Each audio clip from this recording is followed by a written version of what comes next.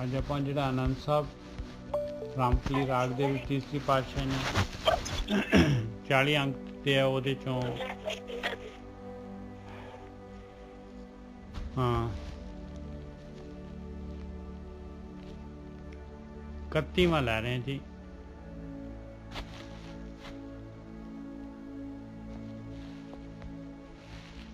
हर रास मेरी मन वणजारा, हर रास मेरी मन वणजारा, सतगुर ते रास जानी। कहते परमात्मा का नाम जिहड़ा हैगा, परमात्मा नूं मिलाण दे वास्ते परमात्मा का नाम जिहड़ा हैगा वो मेरी राशि है, मेरा धन हैगा। मैं स्वासां दे बदले वो नाम धन इकट्ठा करदा है, वंडदा है नाम धन। और मेरा मन जिहड़ा हैगा, मन हैगा वणजारा, वंज करन वाला। हर रास मेरी मन वणजारा, हर रास मेरी मन वणजारा। 2 बारी महाराज कह रहे हैं कि भाई मन ने भगती करनी है, ये ध्यान सिमरन करना है, मन ने करना है।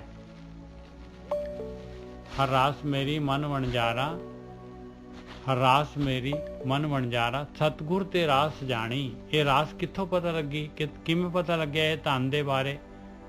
कहंदे सतगुरु तो पता लग्या ये धन दे बारे। हर रास मेरी मन वणजारा, हर रास मेरी मन वणजारा, सतगुर ते रास जानी।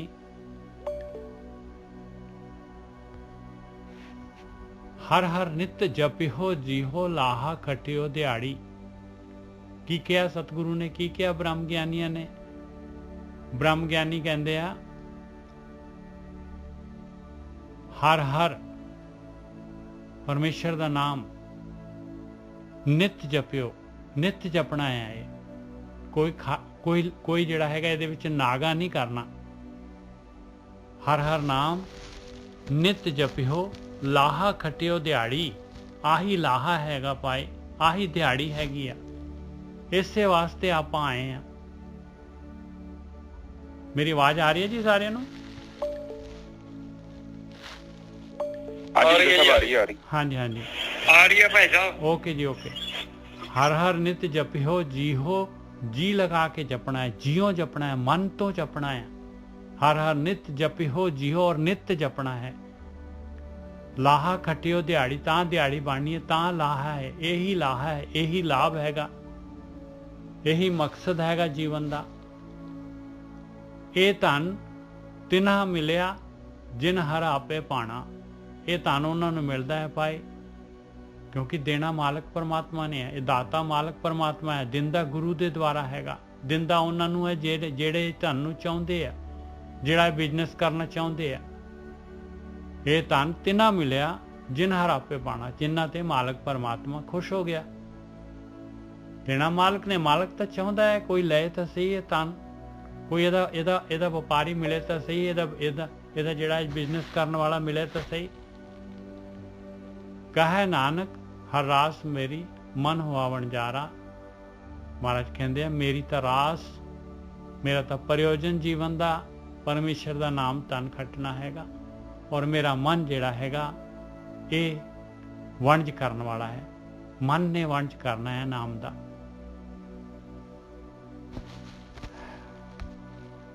हर रास मेरी मन वणजारा, हर रास मेरी मन वणजारा, सतगुर ते रास जानी।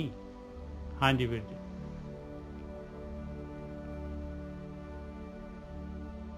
हाँ जी ठीक है जी।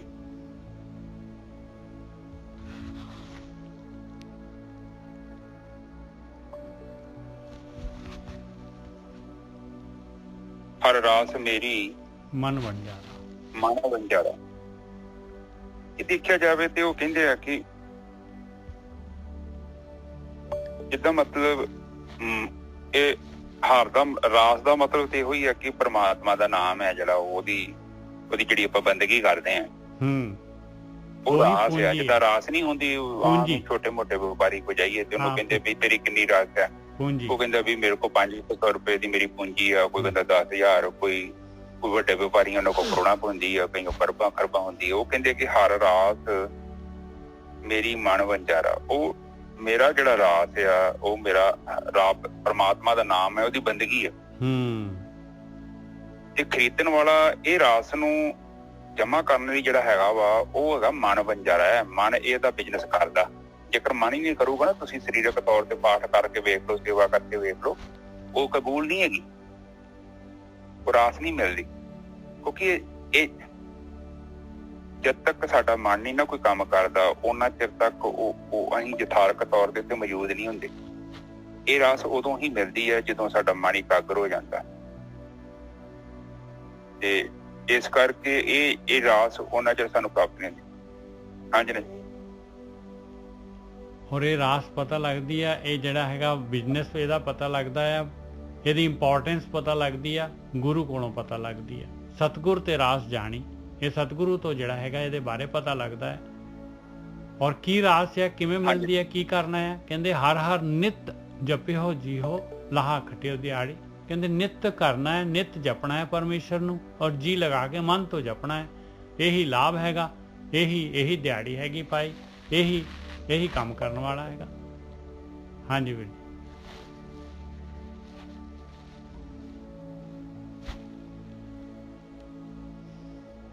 ਹਾਂਜੀ ਬਿਲਕੁਲ ਠੀਕ ਹੈ ਜੀ। ਦੂਜੀ ਤੁਕ ਦੇ ਵਿੱਚ ਉਹ ਜਿਹੜਾ ਕਲੀਅਰ ਕਰ ਰਿਹਾ ਨਾ, ਸੰਗਤ ਦੀ ਗੱਲ ਕਰ ਰਹੇ ਨੇ।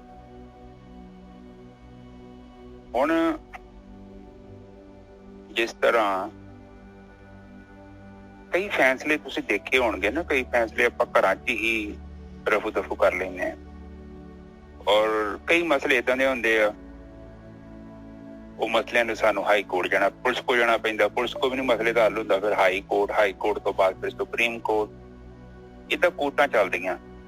ਔਰ ਜਦੋਂ ਸੁਪਰੀਮ ਕੋਰਟ ਕੋ ਫੈਸਲਾ ਪਹੁੰਚ ਜਾਂਦਾ ਤਾਂ ਉੱਥੇ ਬਹੁਤ ਹਾਈਲੀ ਇੰਟੈਲੀਜੈਂਟ ਜੱਜ ਬੈਠੇ ਹੁੰਦੇ ਨੇ, ਆਮ ਜੱਜ ਨਹੀਂ ਹੁੰਦੇ ਉਹ, ਬਹੁਤ ਡੀਪ।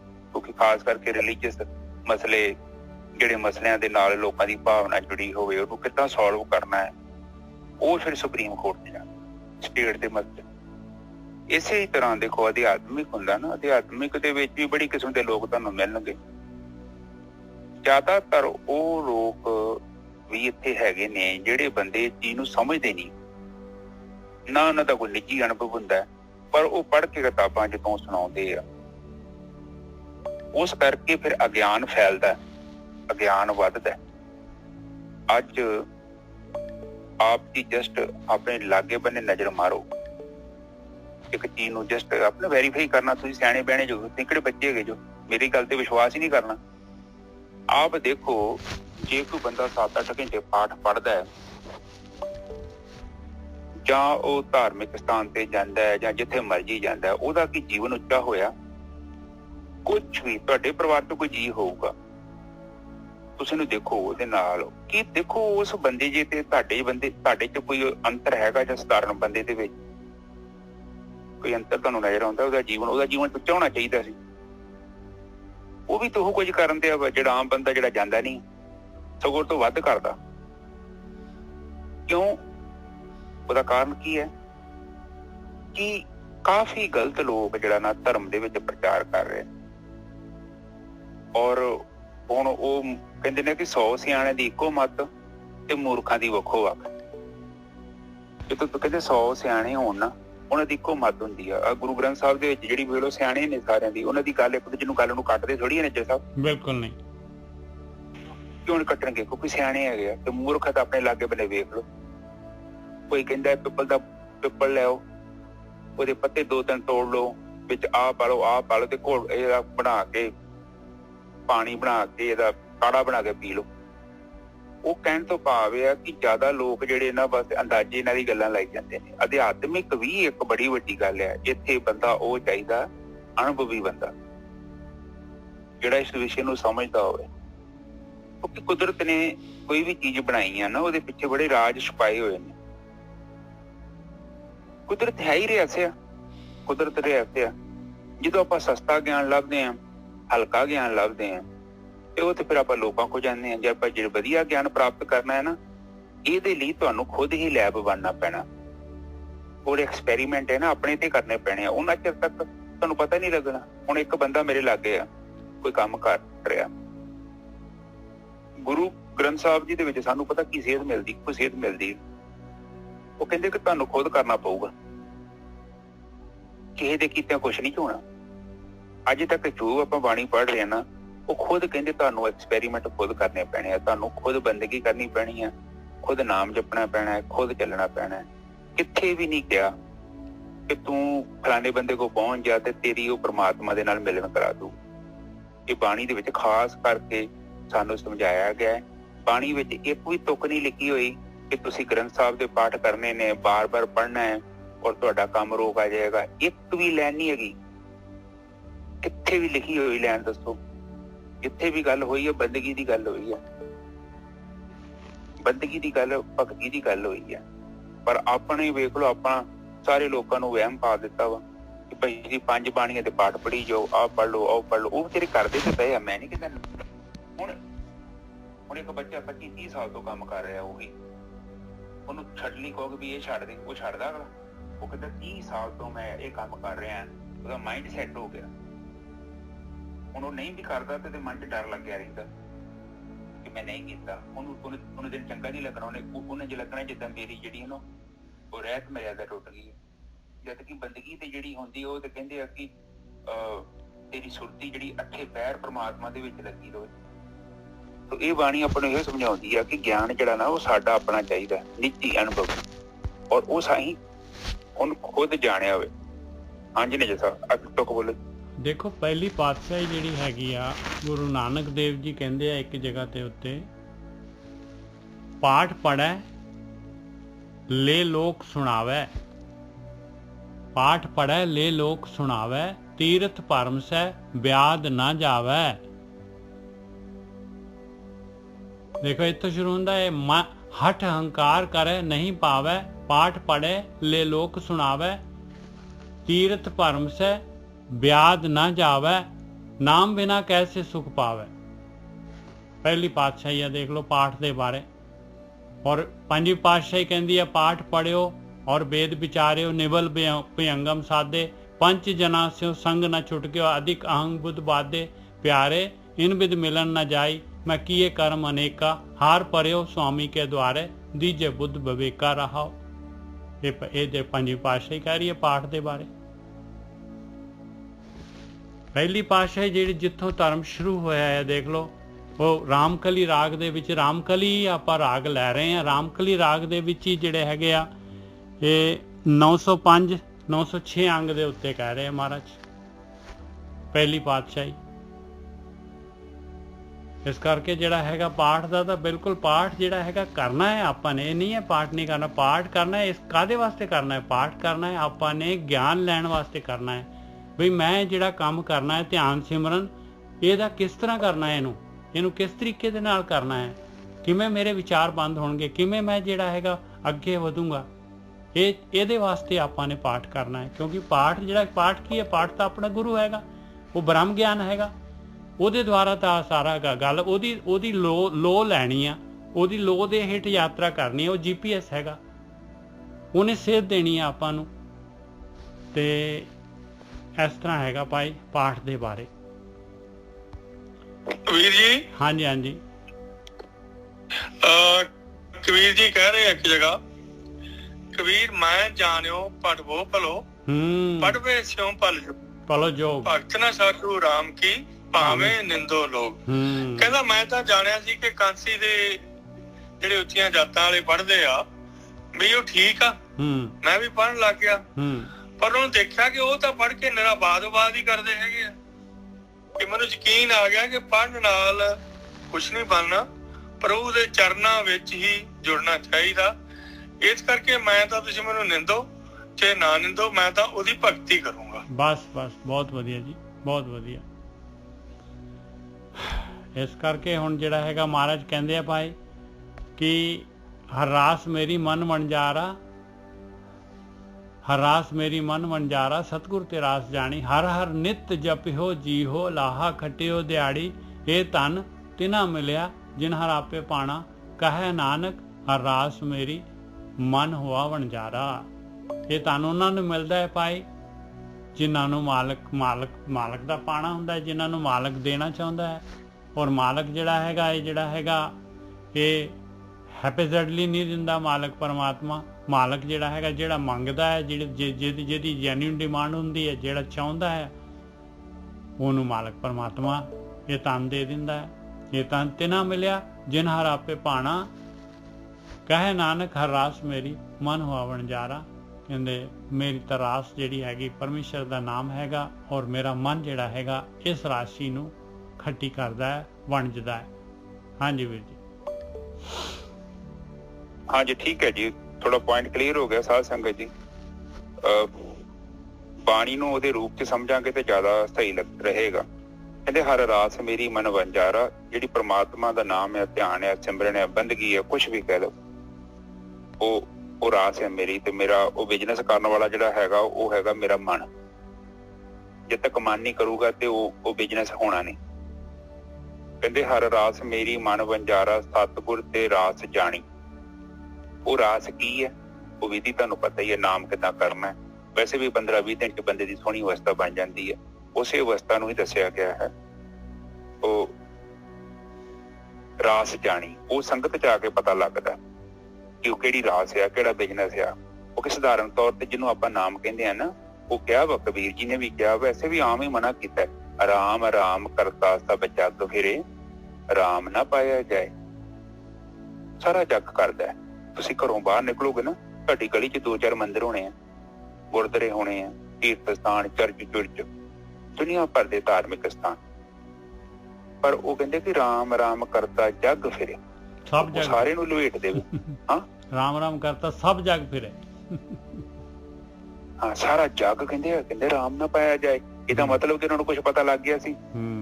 ਉਹਨਾਂ ਦੇ ਲੋਕਾਂ ਨੂੰ ਵੇਖ ਲਿਆ ਸੀ ਕਿ ਲੋਕੀ ਕੀ ਕਰ ਰਹੇ, ਲੋਕੀ ਕਰਮ ਕਾਂਡਾਂ 'ਚ ਫਸੇ ਹੋਏ ਨੇ। ਔਰ ਸਾਰੀ ਦੁਨੀਆ ਤੁਹਾਡੇ ਆਲੇ ਦੁਆਲੇ, ਆਪਾਂ ਵੀ ਉਹ ਕੁਝ ਕਰ ਰਹੇ ਸੀ। ਹੁਣ ਥੋੜੇ ਆਪਾਂ ਸੁਧਰ ਗਏ ਹਾਂ। ਹਾਂਜੀ, ਤੋਂ ਕੋ ਬੋਲੀਏ ਨਜਰ ਸਾਹਿਬ ਅਗਲੀ। ਵਧਾਈ ਗੋਰਖੀ ਸਾਹਿਬ, 103 ਹੋ ਗਏ। ਸ਼ੁਕਰ ਹੈ ਤੁਹਾਡੇ $16 ਕਬੂਲ ਹੋ ਗਈ ਸੇਵਾ ਜੀ। ਨਹੀਂ, ਬਹੁਤ ਵਧੀਆ ਜੀ, ਬਹੁਤ ਵਧੀਆ।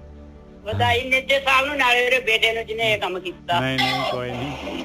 ਨਹੀਂ, ਨਿੱਜੇ ਸਾਹਿਬ ਦੇ ਨਿੱਜੇ ਸਾਹਿਬ ਬੇਟੇ ਨੂੰ ਬਹੁਤ ਜ਼ਿਆਦਾ ਵਧਾਈ ਸੰਗਤ ਨਿੱਜੇ ਸਾਹਿਬ ਦਾ।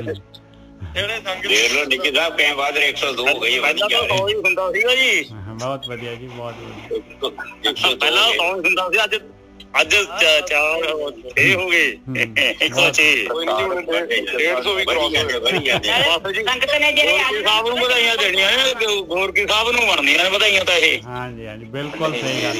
ਵਾਹਿਗੁਰੂ ਜੀ ਕਾ ਖਾਲਸਾ, ਵਾਹਿਗੁਰੂ ਜੀ ਕੀ ਫਤਿਹ। ਸਾਧ ਸੰਗਤ ਜੀ, ਵਾਹਿਗੁਰੂ ਜੀ ਕਾ ਖਾਲਸਾ, ਵਾਹਿਗੁਰੂ ਜੀ ਕੀ ਫਤਿਹ। ਚਲੋ ਜੀ, ਸਰਬੱਤ ਪ੍ਰਮਾਤਮਾ ਏਦਾਂ ਜੀ, ਏਦਾਂ ਹੀ ਆਪੇ ਸਲਾਹਾਂ ਦਿੰਦਾ। ਨਿੱਜਰ ਸਾਹਿਬ ਕਹਿੰਦੇ ਸੀ ਕੱਲ ਕਿ ਉਹ ਗੱਲ ਹੋਈ ਸੀ ਤੇ ਉਹ ਗੱਲ ਬਣਦੀ ਨਹੀਂ ਪਈ। ਮੈਂ ਨਿੱਜਰ ਸਾਹਿਬ ਤੁਸੀਂ ਕੈਨੇਡਾ 'ਚ ਬੈਠੇ ਜੋ ਤੇ ਮਸ਼ੀਨ ਤੁਹਾਡੇ ਹੱਥ 'ਚ ਆ, ਤੁਸੀਂ ਖੁਦ ਟਰਾਈ ਕਰੋ। ਤੇ ਨਿੱਜਰ ਸਾਹਿਬ ਨੇ ਘੰਟੇ 45 ਮਿੰਟ 'ਚ ਗੇਮ ਸਿੱਧੀ ਕਰਤੀ ਤੇ ਨਾਲ ਹੀ ਕੱਲ ਪਤਾ ਲੱਗਾ 150 ਬੰਦੇ ਦੀ ਇੱਥੇ ਸਾਧ ਸੰਗਤ 'ਚ ਕਪੈਸਿਟੀ ਹੈਗੀ ਆ। ਉਹ ਜਿਹੜੀ ਆਪਾਂ ਪਹਿਲਾਂ ਸਾਧਨਾ ਕਰਦੇ ਤੇ 100 ਬੰਦੇ ਦੀ ਕਪੈਸਿਟੀ ਸੀ, ਇੱਥੇ ਹੁਣ 150 ਬੰਦਾ ਤੱਕ ਆਪਾਂ ਐਡ ਕਰ ਸਕਦੇ ਹਾਂ। ਕਿ ਮਤਲਬ ਏਦਾਂ ਦਾ ਸਿਸਟਮ ਹੈ। ਵੇਖੋ ਟੈਕਨੋਲੋਜੀ ਕਿੰਨੀ ਵੱਧ ਗਈ। ਹਾਂਜੀ ਨਿੱਜਰ ਸਾਹਿਬ, ਆਈਏ ਬਾਣੀ ਤੇ ਵਾਪਸ ਆਪਾਂ। ਹਾਂਜੀ ਹਾਂਜੀ, ਤੇ ਇਸ ਤੋਂ ਅੱਗੇ ਜਿਹੜਾ ਹੈਗਾ ਇਹੀ ਰਾਸ਼ੀ ਹੈ ਭਾਈ ਪਰਮੇਸ਼ਰ ਦਾ ਨਾਮ। ਔਰ ਮਨ ਨੇ ਜਿਹੜਾ ਹੈਗਾ ਇਹ ਰਾਸ਼ੀ ਜਿਹੜੀ ਹੈਗੀ ਮਨ ਨੇ ਇਕੱਠੀ ਕਰਨੀ ਆ। ਇਹੀ ਜਿਹੜਾ ਹੈਗਾ ਨਿਤਨੇਮ ਹੈਗਾ ਭਾਈ, ਇਹੀ ਦਿਹਾੜੀ ਹੈਗੀ ਆਪਣੀ। ਆਹ ਨਿਤਨੇਮ ਪਹਿਲਾਂ ਜਿਹੜੀ ਬਾਣੀ ਬਾਰ-ਬਾਰ ਪਾਲ ਦੇ ਵਿੱਚ ਕਹਿ ਰਹੀ ਆ ਆਪਾਂ ਨੂੰ, ਆਹ ਨਿਤਨੇਮ ਨਹੀਂ ਛੱਡਣਾ ਆਪਾਂ ਨੇ ਭਾਈ। ਪਹਿਲਾਂ ਇਹ ਕਰਨਾ ਆ, ਇਹ ਬਹੁਤ ਜ਼ਰੂਰੀ ਹੈਗਾ। ਕਿਉਂਕਿ ਪਰਮੇਸ਼ਰ ਇਹੀ ਆਪਣੀ ਜਿਹੜੀ ਹੈਗੀ ਆ ਖੱਟੀ ਜਿਹੜੀ ਹੈ, ਇਹੀ ਖੱਟੀ ਆ ਆਪਾਂ ਜਿਹੜੀ ਹੈਗੀ ਜੋ ਯਾਤਰਾ ਕਰ ਰਹੇ ਪਰਮੇਸ਼ਰ ਦੇ ਵੱਲ ਨੂੰ ਜਿਹੜੀ ਹੈਗੀ ਉਹ ਆਹੀ ਹੈਗੀ ਭਾਈ। ਤੇ ਹੁਣ ਜਿਹੜਾ ਹੈਗਾ ਅਗਲਾ 32ਵਾਂ ਅੰਕ ਆ ਗਿਆ। ਇਹ ਰਸਨਾ ਤੂੰ ਅਨ ਰਸ ਰਾਚ ਰਹੀ, ਤੇਰੀ ਪਿਆਸ ਨਾ ਜਾਏ। ਹੁਣ ਜਿਹੜਾ ਹੈਗਾ ਦੇਖ ਲਓ ਆਪਣੇ ਜਿਹੜੇ ਹੈਗੇ ਗਿਆਨ ਇੰਦਰੀਆਂ, ਮਹਾਰਾਜ ਕਹਿੰਦੇ ਆ ਦੇਖ ਗਿਆਨ ਇੰਦਰੀਆਂ ਬਹੁਤ ਜ਼ਰੂਰੀ ਹੈਗੀਆਂ।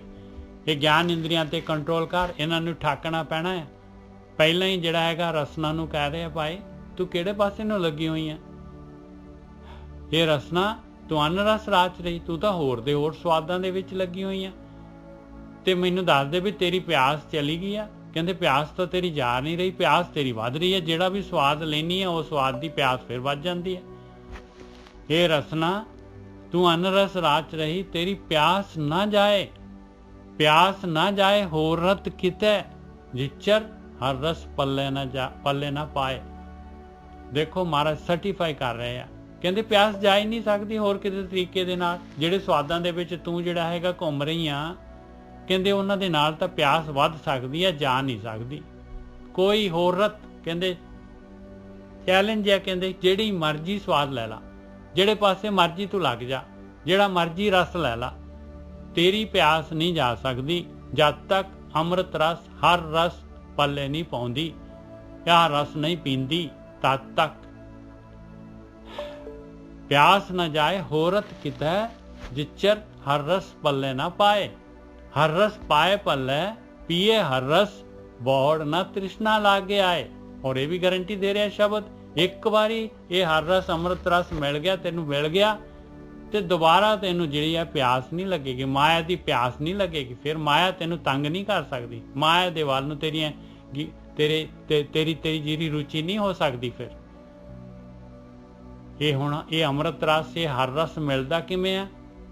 यह हर रस कर्म ही पाई है, ਕਹਿੰਦੇ ਕਰਮ ਦੇ ਨਾਲ ਮਿਲਦਾ। ਕਰਮ ਹੁਣ ਜੇ ਆਪਾਂ ਇੱਥੇ ਕਵਾਂਗੇ ਵੀ ਜਿਹੜਾ ਹੈਗੇ ਬਖਸ਼ਿਸ਼ ਦੇ ਨਾਲ ਮਿਲਦਾ ਹੈ, ਤੇ ਫਿਰ ਤਾਂ ਬੈਠ ਜੀ ਆਰਾਮ ਨਾਲ ਬਖਸ਼ਿਸ਼ ਵਾਸਤੇ ਇੰਤਜ਼ਾਰ ਕਰਦੇ ਆਂ ਵੀ ਜਦ ਬਖਸ਼ਿਸ਼ ਹੋਊਗੀ, ਜਦ ਮਾਲਕ ਦੇ ਕਰਮ ਹੋ ਜੂਗੀ ਤੇ ਮਿਲ ਜਾਊਗਾ ਰਸ। ਕਹਿੰਦੇ ਨਹੀਂ ਭਾਈ ਨਹੀਂ, ਬਖਸ਼ਿਸ਼ ਮਾਲਕ ਦੀ ਉਸ ਤੇ ਹੋਣੀ ਆ ਜਿਹੜਾ ਕਿ ਪਾਤਰ ਬਣਦਾ ਹੈ, ਜਿਹੜਾ ਕਿ ਚੱਲਦਾ ਹੈ ਇਸ ਪਾਸੇ ਨੂੰ, ਜਿਹੜਾ ਇਸ ਰਸ ਦੇ ਵਾਸਤੇ ਉਪਰਾਲਾ ਕਰਦਾ ਹੈ, ਜਿਹੜਾ ਉਦਮ ਕਰਦਾ ਹੈ। गुर सतगुर का जो सिख खाए सो पलके उठ हर नाम त्यावै, उदम करे पलके प्रभाती स्नान करे अमृतसर नहावै। ये हर रस कर्मी पाई है, सतगुर मिला जिसे आए। और कंडीशन हैगी पाई भाई गुरु मिलना पऊगा, ब्रह्म ज्ञानी मिलने पैने, ब्रह्म ज्ञान लेना पैना, करैक्ट डायरेक्शन होनी चाहिए आ। एनर्जी ला रहे हैं, ताकत लगा रहे हैं, गलत पासे नूं लाई जा रहे हैं, मिलना की है फिर? ये हर रस कर्मी पाई है, सतगुर मिलाए जिसे आए। कहे नानक होर अनरस सब विसरे, जहाँ हर वसे मने आए। बस जियो मालक परमात्मा मन दे विच वस गया, अमृत रस आ गया, ते बाकी दे सारे रस जिहड़े हैगे खत्म हो जाणगे, विसर जाणगे। ये रसना तू अन रस राच रही, तेरी प्यास न जाए, प्यास न जाए होरत कितै जिचर हर रस पल्ले ना पाए। हाँ जी वीर जी।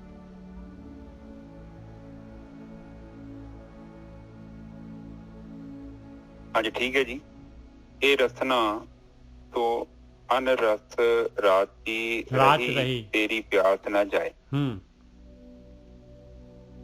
देखो पता की है, ये कहते प्यास ना जाए।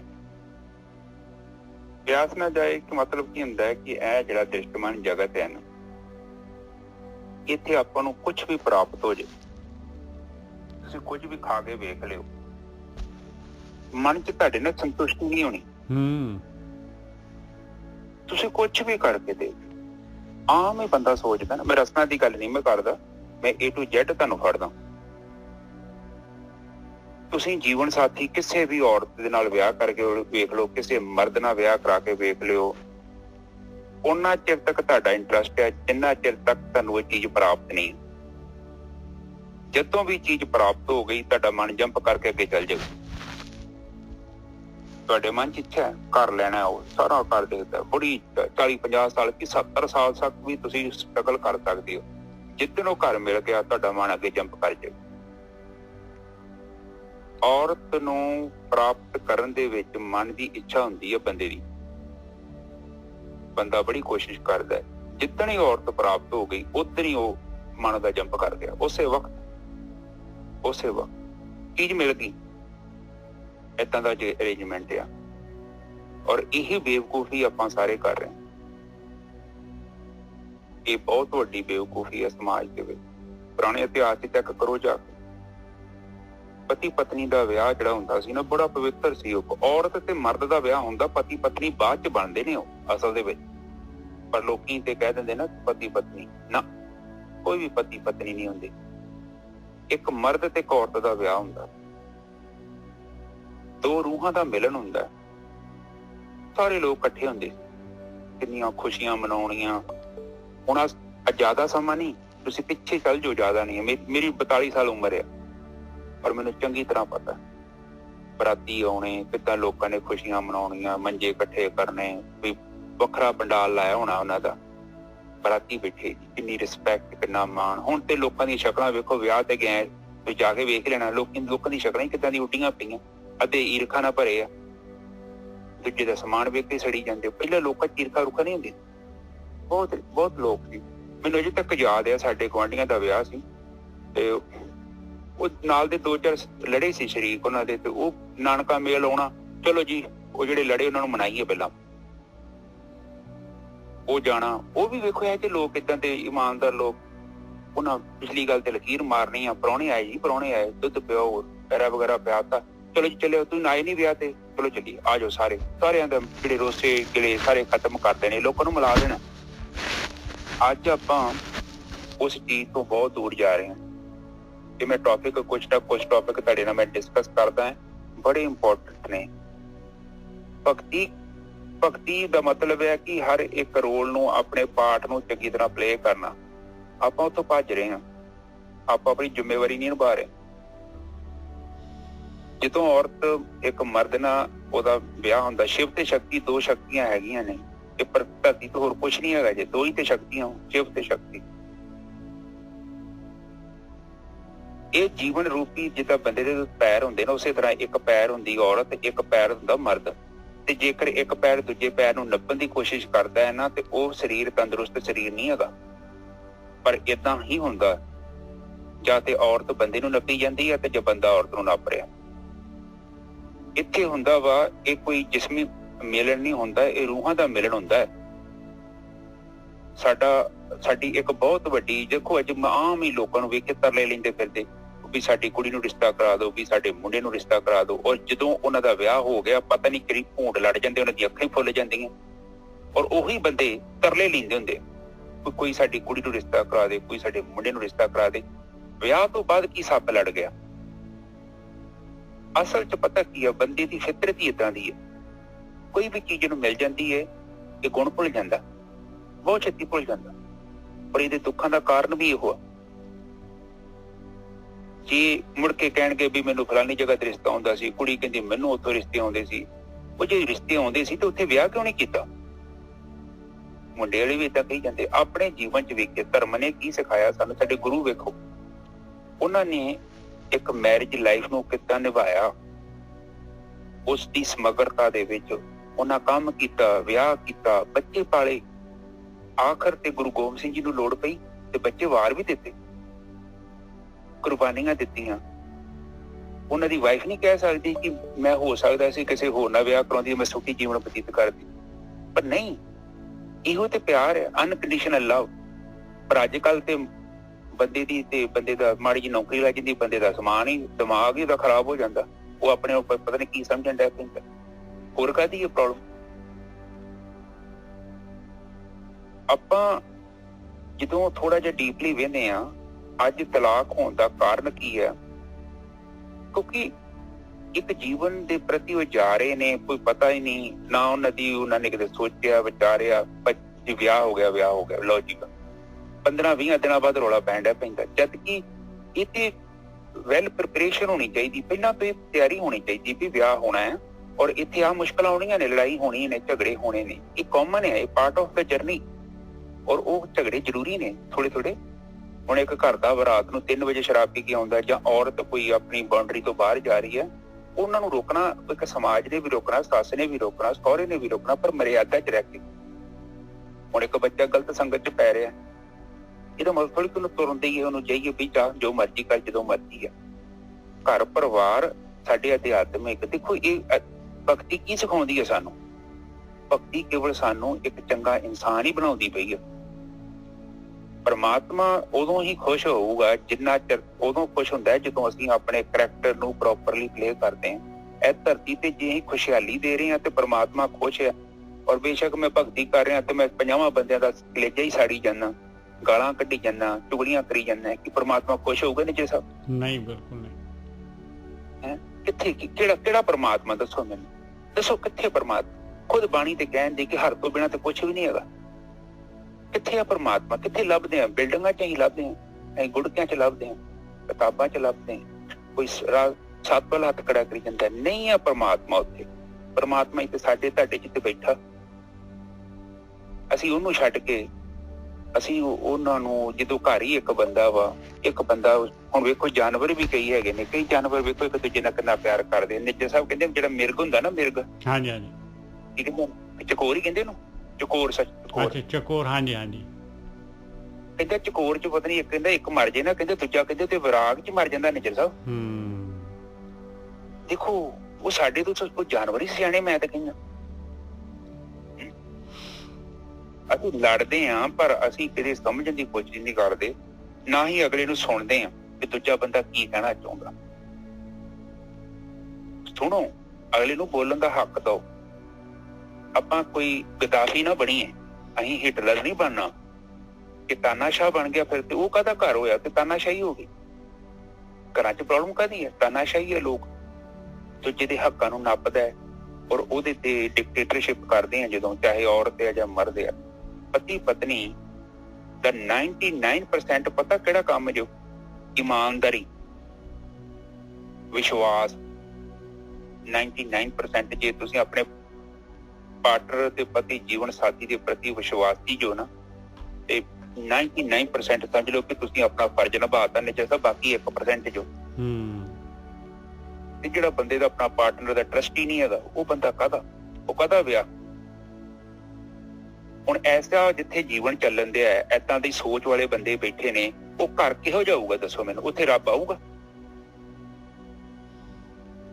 ਜਿਹੜਾ ਬੰਦਾ ਆਪਣਾ ਰੋਲ ਹੀ ਨਹੀਂ ਪਲੇ ਕਰਨ ਦਿਆ। ਚਲੋ ਦੂਜਾ ਨਹੀਂ ਕਰਦਾ, ਖਸਮਾਂ ਨੂੰ ਖਾਵੇ, ਪਰ ਇਹਦਾ ਮਤਲਬ ਥੋੜੀ ਕਿ ਉਹ ਜੇ ਧੱਕੇ ਖਾਂਦੇ ਆ ਤੇ ਅਸੀਂ ਉਹ ਉਲਟੇ ਪੁਲਟੇ ਕੰਮ ਕਰੀ। ਇਹ ਸਾਧ ਸੰਗਤ ਜੀ ਇਨਸਾਨ ਦੇ ਦੁੱਖਾਂ ਦਾ ਕਾਰਨ ਹੈ, ਕਿਉਂਕਿ ਇਨਸਾਨ ਜਿਹੜਾ ਹੈ ਨਾ ਆਪਣਾ ਫਰਜ਼, ਆਪਣੀ ਡਿਊਟੀ ਨਹੀਂ ਨਿਭਾਉਣਾ ਚਾਹੁੰਦਾ। ਧਰਮ ਸਭ ਤੋਂ ਪਹਿਲਾਂ ਸਾਨੂੰ ਕੀ ਸਿਖਾਉਂਦਾ ਹੈ ਕਿ ਤੇਰਾ ਜਿਹੜਾ ਰੋਲ ਹੈ, ਜਿਹੜਾ ਤੇਰਾ ਕਿਰਦਾਰ ਹੈ, ਤੂੰ ਉਹਨੂੰ ਬਹੁਤ ਖੂਬਸੂਰਤੀ ਨਾਲ ਪਲੇ ਕਰ, ਬੇਈਮਾਨੀ ਨਾ ਕਰ ਵਿੱਚ, ਕਿਉਂਕਿ ਇਮਤਿਹਾਨ ਤੇਰਾ ਹੈ। ਦੂਜਾ ਜੋ ਕਰਦਾ ਉਹ ਤੇ ਉਹਦੀ ਗੱਲ ਹੈ ਨਾ, ਉਹ ਤੇ ਉਹ ਜਾਣੇ।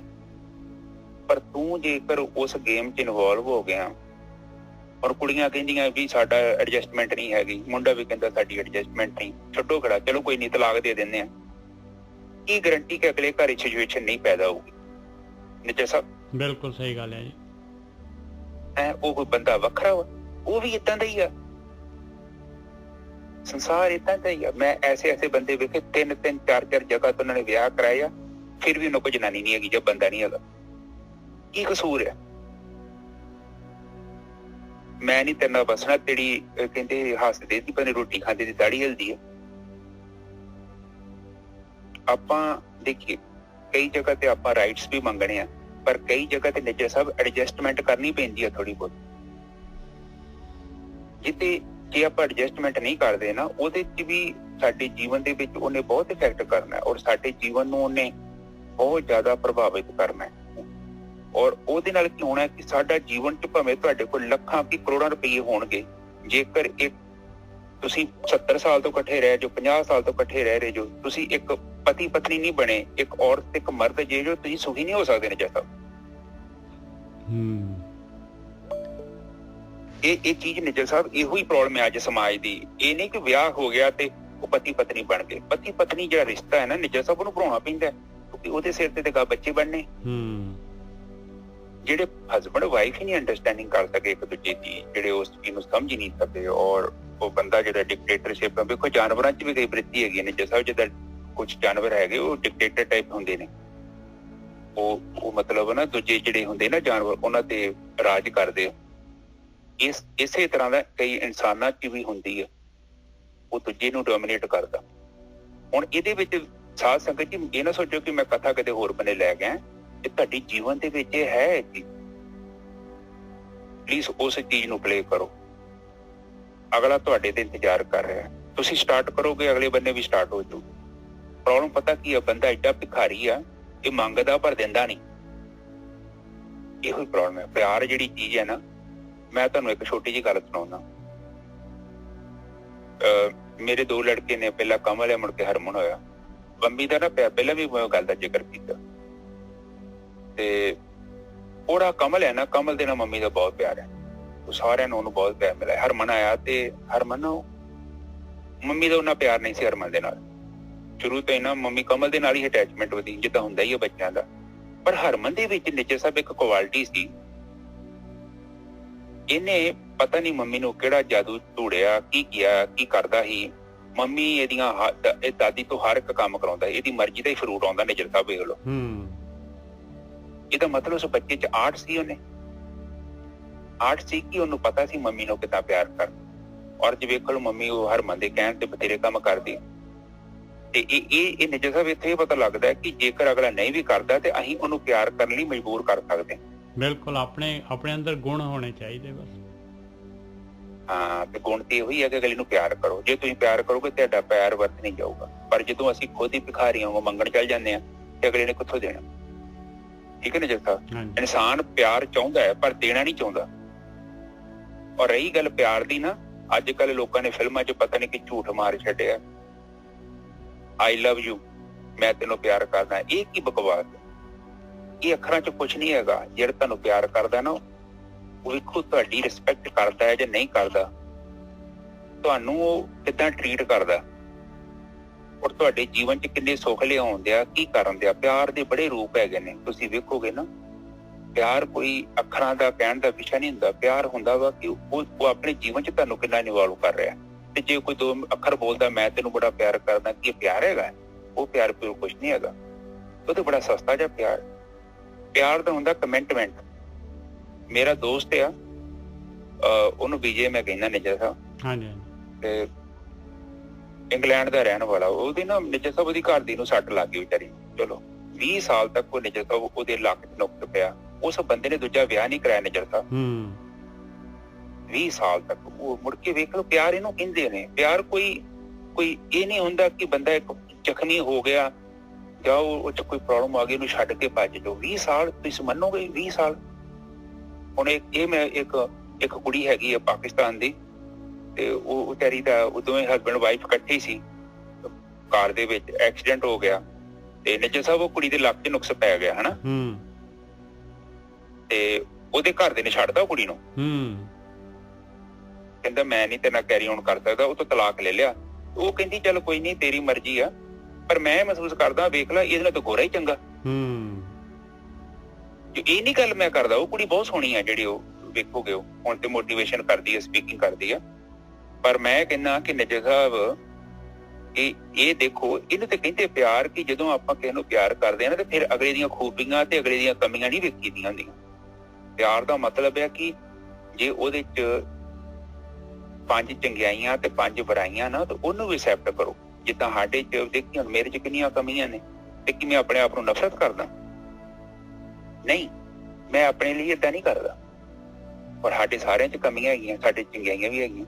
ਜੇਕਰ ਅਸੀਂ ਬੁਰਾਈਆਂ ਹੈਗੀਆਂ ਅਸੀਂ ਫਿਰ ਵੀ ਆਪਣੇ ਆਪ ਨੂੰ ਐਕਸੈਪਟ ਕਰਦੇ ਹਾਂ, ਤੇ ਫਿਰ ਦੂਜਿਆਂ ਦੀਆਂ ਬੁਰਾਈਆਂ ਸਾਨੂੰ ਕਿਉਂ ਦਿਖਦੀਆਂ, ਉਹਨਾਂ 'ਚ ਚੰਗਿਆਈਆਂ ਸਾਨੂੰ ਕਿਉਂ ਨਹੀਂ ਨਜ਼ਰ ਆਉਂਦੀਆਂ? ਇਹ ਬਾਣੀ ਸਾਨੂੰ ਇਹੋ ਹੀ ਸਿਖਾਉਣਾ ਚਾਹੁੰਦੀ ਹੈ।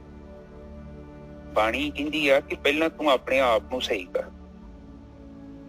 ਸ਼ੁਰੂਆਤ ਬਾਣੀ ਕਰਦੀ ਆ। ਬਾਣੀ ਸਾਨੂੰ ਇਹ ਕਹਿੰਦੀ ਹਮ ਨਹੀਂ ਚੰਗੇ ਤੇ ਬੁਰਾ ਨਹੀਂ ਕੋਈ।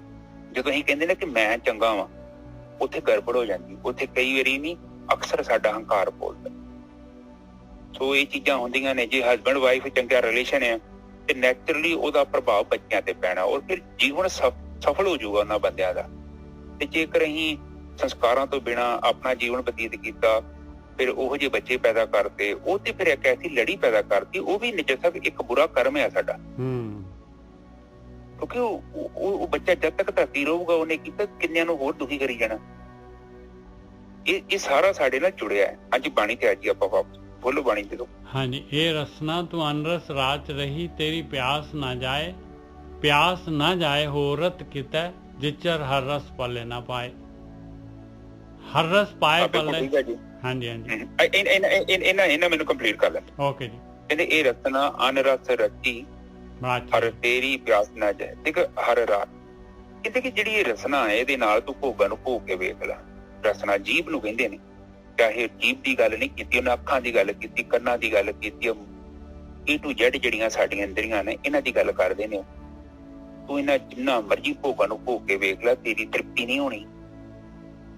ਤੂੰ ਕਿਹੜੇ ਚੱਕਰਾਂ 'ਚ ਫਿਰਦਾ? ਕਿਉਂਕਿ ਤੇਰੇ ਅੰਦਰ ਜਿਹੜਾ ਉਹਦੀ ਜਿਹੜੀ ਪਿਆਸ ਹੈ ਕੁਝ ਹੋਰ ਆ। ਉਹ ਡਿਮਾਂਡ ਆਤਮਾ ਦੀ ਆ, ਪਰ ਉਹ ਆਹ ਜੜ ਪਦਾਰਥ ਇੱਥੇ ਉਹ ਸੁੱਖ ਨਹੀਂ ਮਿਲਣਾ ਤੈਨੂੰ।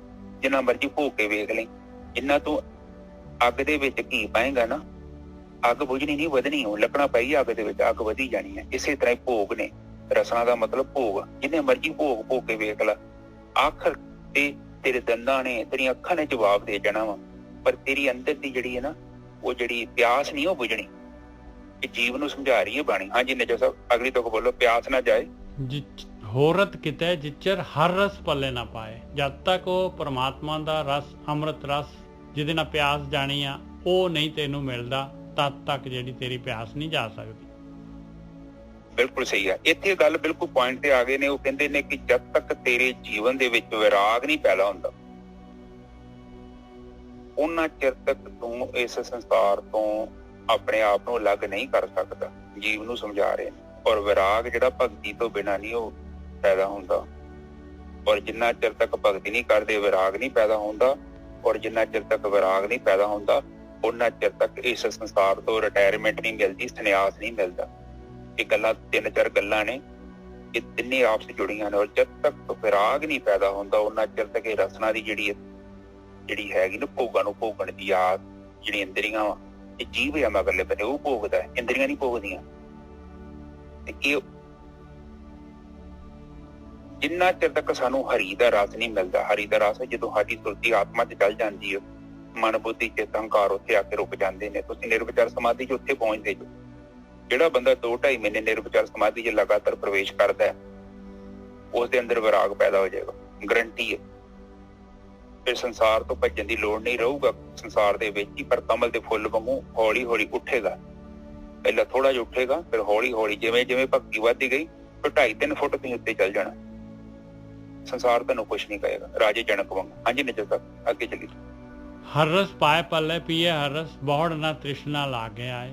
ਔਰ ਇਹ ਵੀ ਹੈਗਾ, ਦੇਖ ਲਓ ਬਈ, ਇੱਕ ਵਾਰੀ ਜਿਹੜਾ ਹਰ ਰਸ ਪੀ ਲਿਆ ਤੇ ਦੁਬਾਰਾ ਫਿਰ ਤੇਰੀ ਹੈ ਮਾਇਆ ਦੀ ਪਿਆਸ ਨਹੀਂ ਲੱਗੂਗੀ ਭਾਈ। ਸੰਸਾਰ ਦੇ ਵਿੱਚ ਹੀ ਰਹੂਗਾ, ਰਸਾਂ ਕਸਾਂ ਦੇ ਵਿੱਚ ਹੀ ਰਹੂਗਾ, ਪਰ ਉੱਪਰ ਰਹੂਗਾ। ਹਾਂ ਬਿਲਕੁਲ ਠੀਕ ਹੈ। ਉਹ ਕਹਿੰਦੇ ਏਦਾਂ ਦਾ ਰਸ ਆ, ਜਦੋਂ ਤੁਹਾਡੀ ਸੁਰਤੀ ਆਤਮਾ 'ਚ ਸਥਿਰ ਹੋ ਗਈ, ਐਸਾ ਰਸ, ਉੱਥੋਂ ਸੁਰਤੀ ਨਿਕਲਦੀ ਨਹੀਂ, ਫਿਰ ਲਿਵ ਲੱਗ ਜਾਣੀ ਆ ਤੁਹਾਡੀ ਉੱਥੇ, ਤੇ ਫਿਰ ਬਹੁੜ ਤ੍ਰਿਸ਼ਨਾ ਨਹੀਂ ਲੱਗਣੀ। ਫਿਰ ਤ੍ਰਿਸ਼ਨਾ ਤੇ ਤਾਂ ਹੀ ਲੱਗਦੀ ਹੈ ਨਾ ਭੋਗਣ ਨੂੰ ਭੋਗਣ ਦੇ ਲਈ। ਹੁਣ ਜਿਹਨੇ ਭੋਗਣਾ ਉਹ ਤੇ ਆਪ ਆਤਮਾ 'ਚ ਜਾ ਕੇ ਬਹਿ ਗਿਆ, ਅੰਤਰਮੁਖੀ ਹੋ ਗਿਆ, ਬਹਿ ਗਿਆ, ਸਮਾਧੀ ਲੀਨ ਹੋ ਗਿਆ, ਉਹਨੇ ਨਹੀਂ ਬਾਹਰ ਆਉਣਾ। ਤੇ ਫਿਰ ਇੰਦਰੀਆਂ ਤੋਂ ਏਦਾਂ ਹੀ ਪਈਆਂ, ਬਸ ਇੰਦਰੀਆਂ ਰਹੋਗੇ ਸੰਸਾਰ 'ਚ ਹੀ, ਪਰ ਅੰਦਰ ਭੋਗੀ ਜਿਹੜਾ ਹੈਗਾ ਨਾ, ਉਹ ਖਤਮ ਹੋ ਗਿਆ। ਬਾਣੀ 'ਚ ਕਿਹਾ ਜੋਗੀ ਦੇ ਅੰਦਰ ਜੋਗੀ ਤੇ ਭੋਗੀ ਦੇ ਅੰਦਰ ਭੋਗੀ। ਉਹਨਾਂ ਇਹ ਨਹੀਂ ਕਿਹਾ ਕਿ ਤੇਰੀਆਂ ਇੰਦਰੀਆਂ 'ਚ ਨੁਕਸ ਹੈ, ਉਹ ਕਹਿੰਦੇ ਤੇਰੇ ਅੰਦਰ ਇੱਕ ਜੋਗੀ ਹੈ, ਤੇਰੇ ਅੰਦਰ ਇੱਕ ਭੋਗੀ ਹੈ। ਉਹ ਜਿਹੜਾ ਭੋਗੀ ਫਿਰ ਜੋਗੀ ਬਣ ਜਾਂਦਾ ਹੈ, ਔਰ ਜਿਉਂਦੇ ਜੀ ਹੀ ਨਾਰੀਅਲ ਦੀ ਪੱਕੀ ਗਿਰੀ ਵਾਂਗੂ ਸੰਸਾਰ ਤੋਂ ਅਲੱਗ ਹੋ ਜਾਂਦਾ ਹੈ, ਫਿਰ ਤ੍ਰਿਸ਼ਨਾ ਨਹੀਂ ਰਹਿੰਦੀ। ਹਾਂਜੀ ਨਿਜਰ ਸਾਹਿਬ। ਹੁਣ ਇਹ ਰਸ ਕਿਵੇਂ ਮਿਲਦਾ ਹੈ? ਇਹ ਹਰ ਰਸ ਕਰਮੀ ਪਾਈ ਹੈ, ਸਤਿਗੁਰ ਮਿਲੇ ਜਿਸ ਆਏ। ਕਹਿੰਦੇ ਰਸ ਨੇ ਮਿਲਣਾ ਹੈ ਭਾਈ, ਰਸ ਨੇ ਮਿਲਣਾ ਹੈ। ਇਹਦੇ ਵਾਸਤੇ ਤੈਨੂੰ ਜਿਹੜਾ ਹੈਗਾ ਉਦਮ ਕਰਨਾ ਪਊਗਾ, ਕਰਮ ਕਰਨਾ ਪਊਗਾ। ਇਹ ਹਰ ਰਸ ਕਰਮੀ ਪਾਈ ਹੈ, ਸਤਿਗੁਰ ਮਿਲੇ ਜਿਸ ਆਏ। ਔਰ ਉਦਮ ਕਿਹੜਾ ਕਰਨਾ ਹੈ, ਕਿਹੜਾ ਕਰਮ ਕਰਨਾ ਹੈ? ਕਹਿੰਦੇ ਜੋ ਸਤਿਗੁਰੂ ਜਿਹੜਾ ਹੈਗਾ ਬ੍ਰਹਮ ਗਿਆਨੀ, ਜੋ ਬ੍ਰਹਮ ਗਿਆਨ ਕਹਿ ਰਹੇ, ਜੋ ਇਹ ਗੁਰੂ ਦੀ ਮੱਤ ਕਹਿ ਰਹੀ ਹੈ, ਉਹ ਕੰਮ ਤੈਨੂੰ ਕਰਨਾ ਪਊਗਾ। ਇਹ ਹਰ ਰਸ ਕਰਮੀ ਪਾਈ ਹੈ, ਤਾਂ ਪਰਮੇਸ਼ਰ ਦੀ ਬਖਸ਼ਿਸ਼ ਹੋ ਜਾਏਗੀ, ਤਾਂ ਉਹਦੀ ਨਦਰ ਕਰਮ ਹੋ ਜਾਏਗੀ ਮਾਲਕ ਪਰਮਾਤਮਾ ਦੀ। ਤੇ ਉਹ ਜੇ ਕਹੇ ਕਿ ਬਈ ਮੈਨੂੰ ਮੈਂ ਇਹ ਕਰਮਾਂ ਦੇ ਨਾਲ ਮਾਲਕ ਦੀ ਬਖਸ਼ਿਸ਼ ਦੇ ਨਾਲ ਮਿਲ ਜਾਣਾ ਮੈਨੂੰ, ਤੇ ਫਿਰ ਬੈਠਾ ਰਹੇ, ਫਿਰ ਬਖਸ਼ਿਸ਼ ਨੂੰ ਉਡੀਕਦਾ ਰਹੇ। ਇਹ ਹਰ ਰਸ ਕਰਮੀ ਪਾਈ ਹੈ, ਸਤਿਗੁਰ ਮਿਲੇ ਜਿਸ ਆਏ। ਕਹੇ ਨਾਨਕ ਹੋਰ ਅਨਰਸ ਸਭ ਵਿਸਰੇ, ਜਹਰ ਵਸੇ ਮਨ ਆਏ। ਔਰ ਮਾਲਕ ਪਰਮਾਤਮਾ ਤੇਰੇ ਮਨ ਦੇ ਵਿੱਚ ਵਸ ਜਾਏਗਾ। ਮਾਲਕ ਪਰਮਾਤਮਾ ਜਿਹੜਾ ਹੈਗਾ ਤੇਰੇ ਅੰਦਰ ਜਿਹੜਾ ਹੈਗਾ ਪ੍ਰਗਟ ਹੋ ਜਾਏਗਾ, ਤੇਰੇ ਹਿਰਦੇ 'ਚ। ਔਰ ਇਹ ਸਾਰੇ ਦੇ ਸਾਰੇ ਰਸ ਜਿਹੜੇ ਹੈਗੇ ਇਹਨਾਂ ਦੇ ਵਿੱਚ ਹੀ ਰਹਿ ਕੇ, ਔਰ ਇਹ ਰਸ ਤੈਨੂੰ ਜਿਹੜੇ ਹੈਗੇ ਵਿਸਰ ਜਾਣਗੇ, ਇਹਨਾਂ ਦੇ ਵੱਲ ਸੁਰਤ ਨਹੀਂ ਜਾਏਗੀ ਤੇਰੀ। ਕਹੇ ਨਾਨਕ ਹੋਰ ਅਨਰਸ ਸਭ ਵਿਸਰੇ, ਜਾਂ ਹਰ ਵਸੇ ਮਨ ਆਏ। ਜਦੋਂ ਮਾਲਕ ਪਰਮਾਤਮਾ ਅੰਦਰ ਵਸ ਗਿਆ, ਅੰਮ੍ਰਿਤ ਰਸ ਆ ਗਿਆ, ਤੇ ਪਾਏ ਬਾਕੀ ਰਸ ਸਾਰੇ ਜਿਹੜੇ ਹੈਗੇ ਵਿਸਰ ਜਾਂਦੇ ਆ। ਔਰ ਸੁਖੈਨ ਜਿਹੜੀ ਹੈਗੀ ਅੰਮ੍ਰਿਤ ਰਸ ਦੇ ਨਾਲ ਜਿਹੜੀ ਹੈਗੀ ਆ, ਉਹ ਬੰਦਗੀ ਜਿਹੜੀ ਹੈਗੀ ਆ, ਉਹ ਇੰਨੇ ਚਾਅ ਦੇ ਨਾਲ ਹੋਣ ਲੱਗ ਪੈਂਦੀ ਹੈ। ਹਾਂਜੀ ਵੀਰ ਜੀ। ਹਾਂਜੀ ਬਿਲਕੁਲ ਠੀਕ ਹੈ ਜੀ। ਬਾਣੀ ਦੇ ਵਿੱਚ ਫਿਰ ਉਹਨਾਂ ਨੇ ਸਮਝਾਇਆ, ਇਹ ਰਸ ਹਰ ਨਹੀਂ, ਇਹ ਹਰ ਰਸ ਕਰਮੀ ਪਾਈਏ, ਸਤਿਗੁਰ ਮਿਲੇ ਜਿਸ ਆਏ। ਦੇਖੋ ਪਤਾ ਕੀ ਹੁੰਦਾ, ਗੁਰਮੁਖਾਂ ਦੀ ਸੰਗਤ ਸਾਨੂੰ ਦੱਸਦੀ ਹੈ ਕਿ ਜੀਵਨ ਨੂੰ ਬਤੀਤ ਕਿੱਦਾਂ ਕਰਨਾ। ਪਰਮਾਤਮਾ ਨੇ ਤੇ ਸਾਨੂੰ ਮਨੁੱਖਾ ਜਨਮ ਦਿੱਤਾ ਹੈ, ਇਸ ਤੋਂ ਵੱਧ ਹੋਰ ਸਾਨੂੰ ਕੀ ਮਿਲੇਗਾ? ਤੇ ਇਹਦੀ ਮਿਹਰ ਹੀ ਆ, ਸਾਨੂੰ ਮਨੁੱਖਾ ਜਨਮ ਮਿਲਿਆ ਔਰ ਸੰਗਤ ਮਿਲ ਗਈ ਹੈ ਤਾਂ ਬਹੁਤ ਵੱਡੀ ਗੱਲ ਹੈ। ਤੇ ਇੱਥੇ ਕਹਿੰਦੇ ਆ ਕਿ ਆਪ ਜੀ ਨੂੰ ਪਹਿਲਾਂ ਵੀ ਦੱਸਿਆ, 4 ਲਾਵਾਂ ਫੇਰੇ ਲੈਂਦੇ ਨਾ ਜਿੱਦਾਂ ਆਪਾਂ, ਉਸੇ ਤਰ੍ਹਾਂ ਹੈਗਾ ਧਰਮ, ਅਰਥ, ਕਾਮ ਤੇ ਮੋਕਸ਼। ਆਖਰੀ ਧਰਮ ਦਾ ਮਤਲਬ ਹੈ ਆਪਣੇ ਜੋ ਸਾਡੇ ਕਰਮ ਨੇ, ਸਾਨੂੰ ਪਤਾ ਵੀ ਹੈ ਕਿ ਸਾਡੇ ਕੀ ਕੰਮ ਹੈਗੇ ਨੇ, ਕਿਹੜੇ ਕੰਮ ਸਾਨੂੰ ਕਰਨੇ ਚਾਹੀਦੇ ਨੇ। ਟ੍ਰੈਫਿਕ ਲਾਈਟ ਵਾਂਗ ਕਈ ਵਾਰੀ ਲੰਘ ਜਾਈਦਾ ਵਾ ਤੇ ਕਈ ਵਾਰੀ ਰੁਕਣਾ ਵੀ ਪੈਂਦਾ, ਇੰਤਜ਼ਾਰ ਕਰਨਾ ਪੈਂਦਾ। 2-2 3-3 ਸੜਕਾਂ ਲੱਗੀਆਂ ਹੁੰਦੀਆਂ, ਉਹਨਾਂ ਤੋਂ ਬਾਅਦ ਸਾਡਾ ਨੰਬਰ ਲੱਗਦਾ। ਇਸੇ ਤਰ੍ਹਾਂ ਘਰਾਂ ਦੇ ਵਿੱਚ ਆ, ਜੇਕਰ ਅਸੀਂ ਆਪਣੇ ਆਪ ਨੂੰ ਡਿਕਟੇਟਰ ਸਮਝਦੇ ਹਾਂ, ਘਰ ਦੇ ਮਾਲਕ ਸਮਝਦੇ ਹਾਂ ਔਰ ਦੂਜਿਆਂ ਨੂੰ ਕੀੜੇ ਮਕੌੜੇ ਸਮਝਦੇ ਹਾਂ, ਤੇ ਉਹ ਕਾਹਦਾ ਘਰ ਹੈ? ਘਰ ਦਾ ਮਤਲਬ ਪਿਆਰ, ਫੈਮਿਲੀ ਮੈਂਬਰ, ਇੱਕ ਦੂਜੇ ਨੂੰ ਇਕੱਠੇ ਰਲ ਕੇ ਰਹਿਣਾ, ਉਹਨਾਂ ਦੀ ਇੱਜ਼ਤ ਕਰਨੀ। ਜੇ ਤੁਸੀਂ ਇੱਕ ਆਪਣੀ ਘਰ ਦੀ ਨੂੰ ਸਮਝਦੇ ਜੋ ਕਿ ਇਹ ਬਸ ਵਿਆਹ ਹੋ ਗਿਆ, ਇਹ ਹੁਣ ਮੇਰੀ ਇੱਕ ਮਸ਼ੀਨ ਆ, ਕਬਜ਼ਾ ਕਰ ਲਵਾਂ, ਕਿ ਜਿੱਦਾਂ ਦਾ ਇਹਨੂੰ ਮੈਂ ਕੰਮ ਕਰਾਵਾਂ, ਰੋਟੀ ਬਣਾਵੇ, ਮੇਰੇ ਸਾਰਾ ਕੰਮ ਕਰੇ, ਤੇ ਉਹ ਘਰ ਦੀ ਨਹੀਂ ਹੈਗੀ, ਤੁਹਾਡੀ ਨੌਕਰਾਨੀ ਨਹੀਂ ਹੈਗੀ, ਉਹ ਤੁਹਾਡੀ ਜੀਵਨ ਸਾਥਣ ਆ, ਅਰਧਾਂਗੀ ਆ, ਤੁਹਾਡੇ ਜੀਵਨ ਦਾ ਅੱਧਾ ਹਿੱਸਾ। ਪਰ ਜੇਕਰ ਉਹੀ ਸੁਖੀ ਨਹੀਂ ਆ ਤੁਹਾਡੇ ਤੋਂ, ਰੋਟੀਆਂ ਤੇ ਬੰਦੇ ਤੇ ਖਾ ਹੀ ਲੈਂਦੇ ਆ, ਤੇ ਫਿਰ ਉਹ ਕਾਹਦਾ ਜੀਵਨ ਹੈ? ਹੁਣ ਜੇ ਜਨਾਨੀ ਹੀ ਉਹ ਆਪਣੇ ਪਤੀ ਨੂੰ ਪਰਮੇਸ਼ਰ ਨਹੀਂ ਸਮਝ ਰਹੀ, ਤੇ ਉਹ ਵੀ ਕਾਹਦਾ ਵਿਆਹ? ਸੋ ਇਹ ਮੈਂ ਸੋਚਦਾ ਕਿ ਇਹ ਤੁਹਾਡੀ ਅੰਡਰਸਟੈਂਡਿੰਗ ਆ, ਔਰ ਤੁਸੀਂ ਬੈਠ ਕੇ ਇੱਕ ਦੂਜੇ ਨਾਲ ਡਿਸਕਸ ਕਰੋ, ਉਹਨੂੰ ਡਿਸਕਸ ਕਰਕੇ ਫਿਗਰ ਆਊਟ ਕਰੋ। ਇਹਨੂੰ ਹੱਲ ਕਰਨਾ ਬਹੁਤ ਜ਼ਰੂਰੀ, ਕਿਉਂਕਿ ਇੱਥੇ ਤੇ ਸਾਰੀ ਗੇਮ ਬਣਦੀ ਹੈ, ਇਸ ਤੋਂ ਬਾਅਦ ਹੀ ਸਾਰੀ ਖੇਡ ਵਿਗੜਦੀ ਹੈ। ਔਰ ਸਾਡੀ ਜਿਹੜੀਆਂ 99% ਜਿਹੜੀਆਂ ਪ੍ਰੋਬਲਮ ਪਤਾ ਕੀ ਹੈ ਨਜਿਆ ਸਾਹਿਬ, ਅਸੀਂ ਮਿਸ ਅੰਡਰਸਟੈਂਡਿੰਗ ਕੀਤੀ, ਹਰ ਚੀਜ਼ ਨੂੰ ਮਿਸ ਅੰਡਰਸਟੈਂਡਿੰਗ ਹੈ ਸਾਡੀ। ਅਸੀਂ ਗਲਤ ਫਹਿਮੀਆਂ ਦੇ ਨਾਲ ਕੋਈ ਚੀਜ਼ਾਂ ਪੈਦਾ ਕਰ ਲਈ। ਕੋਈ ਸਧਾਰਨ ਹੀ ਗੱਲ ਕਰਦਾ ਪਿਆ, ਅਸੀਂ ਸੋਚਦੇ ਹਾਂ ਸਾਡੀ ਚੁਗਲੀ ਕਰਦੇ ਪਿਆ, ਅਸੀਂ ਕਹਿੰਦੇ ਕੁਝ, ਅਸੀਂ ਕਹਿਣਾ ਕੁਝ ਹੋਰ ਆ, ਕਹਿ ਕੁਝ ਹੋਰ ਦਿੰਦੇ ਆ, ਤੇ ਅਗਲਾ ਸਮਝ ਕੁਝ ਹੋਰ ਲੈਂਦਾ। ਇੰਨਾ ਫਰਕ ਜੀ। ਇਸ ਕਰਕੇ ਆਪਾਂ ਜਦੋਂ ਬੋਲਦੇ ਹਾਂ, ਸੋਚ ਕੇ ਵਿਚਾਰ ਕੇ ਗੱਲ ਕਰੋ, ਅਗਲੇ ਨਾਲ ਤੜੀ ਚ ਨਾਲ ਗੱਲ ਕਰੋ, ਪਿਆਰ ਨਾਲ ਗੱਲ ਕਰੋ, ਵਕਤ ਦੇਖ ਕੇ ਗੱਲ ਕਰੋ, ਬਾਅਦ ਚ ਗੱਲ ਕਰੋ, ਉਹਨੂੰ ਸਮਝਾਓ ਜ਼ਰੂਰ। ਸਮਝਾਉਣਾ ਨਹੀਂ, ਉਹਦੇ ਨਾਲ ਗੱਲ ਕਰੋ, ਕਿੱਦਾਂ ਹੋਇਆ ਸੀ, ਤੁਹਾਨੂੰ ਕੀ ਹੋ ਗਿਆ ਸੀ, ਤੁਸੀਂ ਇੰਨਾ ਗੁੱਸੇ ਚ ਕਿਉਂ ਗੱਲ? ਤੁਸੀਂ ਗੁੱਸੇ ਚ ਗੱਲ ਕਰਕੇ ਚੱਲ ਜਾਂਦੇ ਜੋ, ਫਿਰ 3-4 ਘੰਟੇ ਮੇਰਾ ਮਨ ਖਰਾਬ ਹੁੰਦਾ, ਤੁਹਾਨੂੰ ਵੀ ਪਤਾ।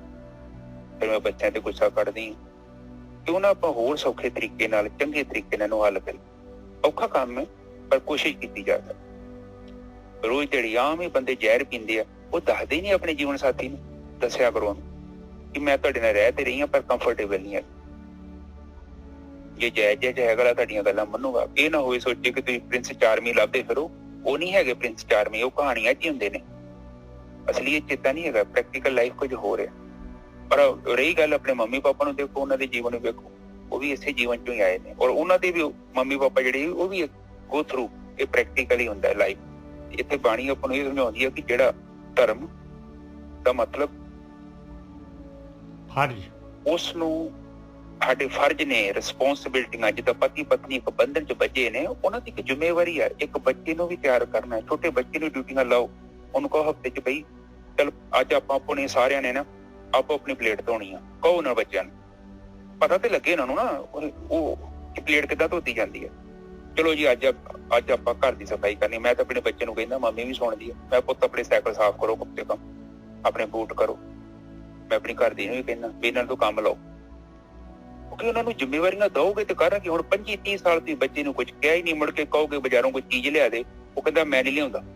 ਕਰ ਲਓ ਗੱਲ। ਉਹ ਕਹਿੰਦਾ 25 ਸਾਲ ਹੋ ਗਏ ਮੈਨੂੰ ਕਿਤੇ ਕੰਮ ਨਹੀਂ ਕਿਹਾ, ਹੁਣ ਛੱਡ ਲਈ ਮੈਨੂੰ ਕਹਿੰਦੇ ਜਾ ਕੇ ਆ ਦੁੱਧ ਲਿਆ 2 ਕਿਲੋ, ਅੱਜ ਫਲਾਨਾ ਕੰਮ ਲਿਆ, ਮੈਂ ਕੋ ਜਾਵਾਂ। ਬੱਚਿਆਂ ਦੀਆਂ ਆਦਤਾਂ ਮਾਂ-ਬਾਪ ਵਿਗਾੜਦੇ ਨੇ 2 ਤਰੀਕੇ ਨਾਲ। ਇੱਕ ਲੋੜ ਤੋਂ ਜ਼ਿਆਦਾ ਜਿਹੜਾ ਪਿਆਰ ਕਰਦੇ ਨੇ, ਇੱਕ ਲੋੜ ਤੋਂ ਜ਼ਿਆਦਾ ਜਿਹੜਾ ਨੱਪਦੇ ਨੇ।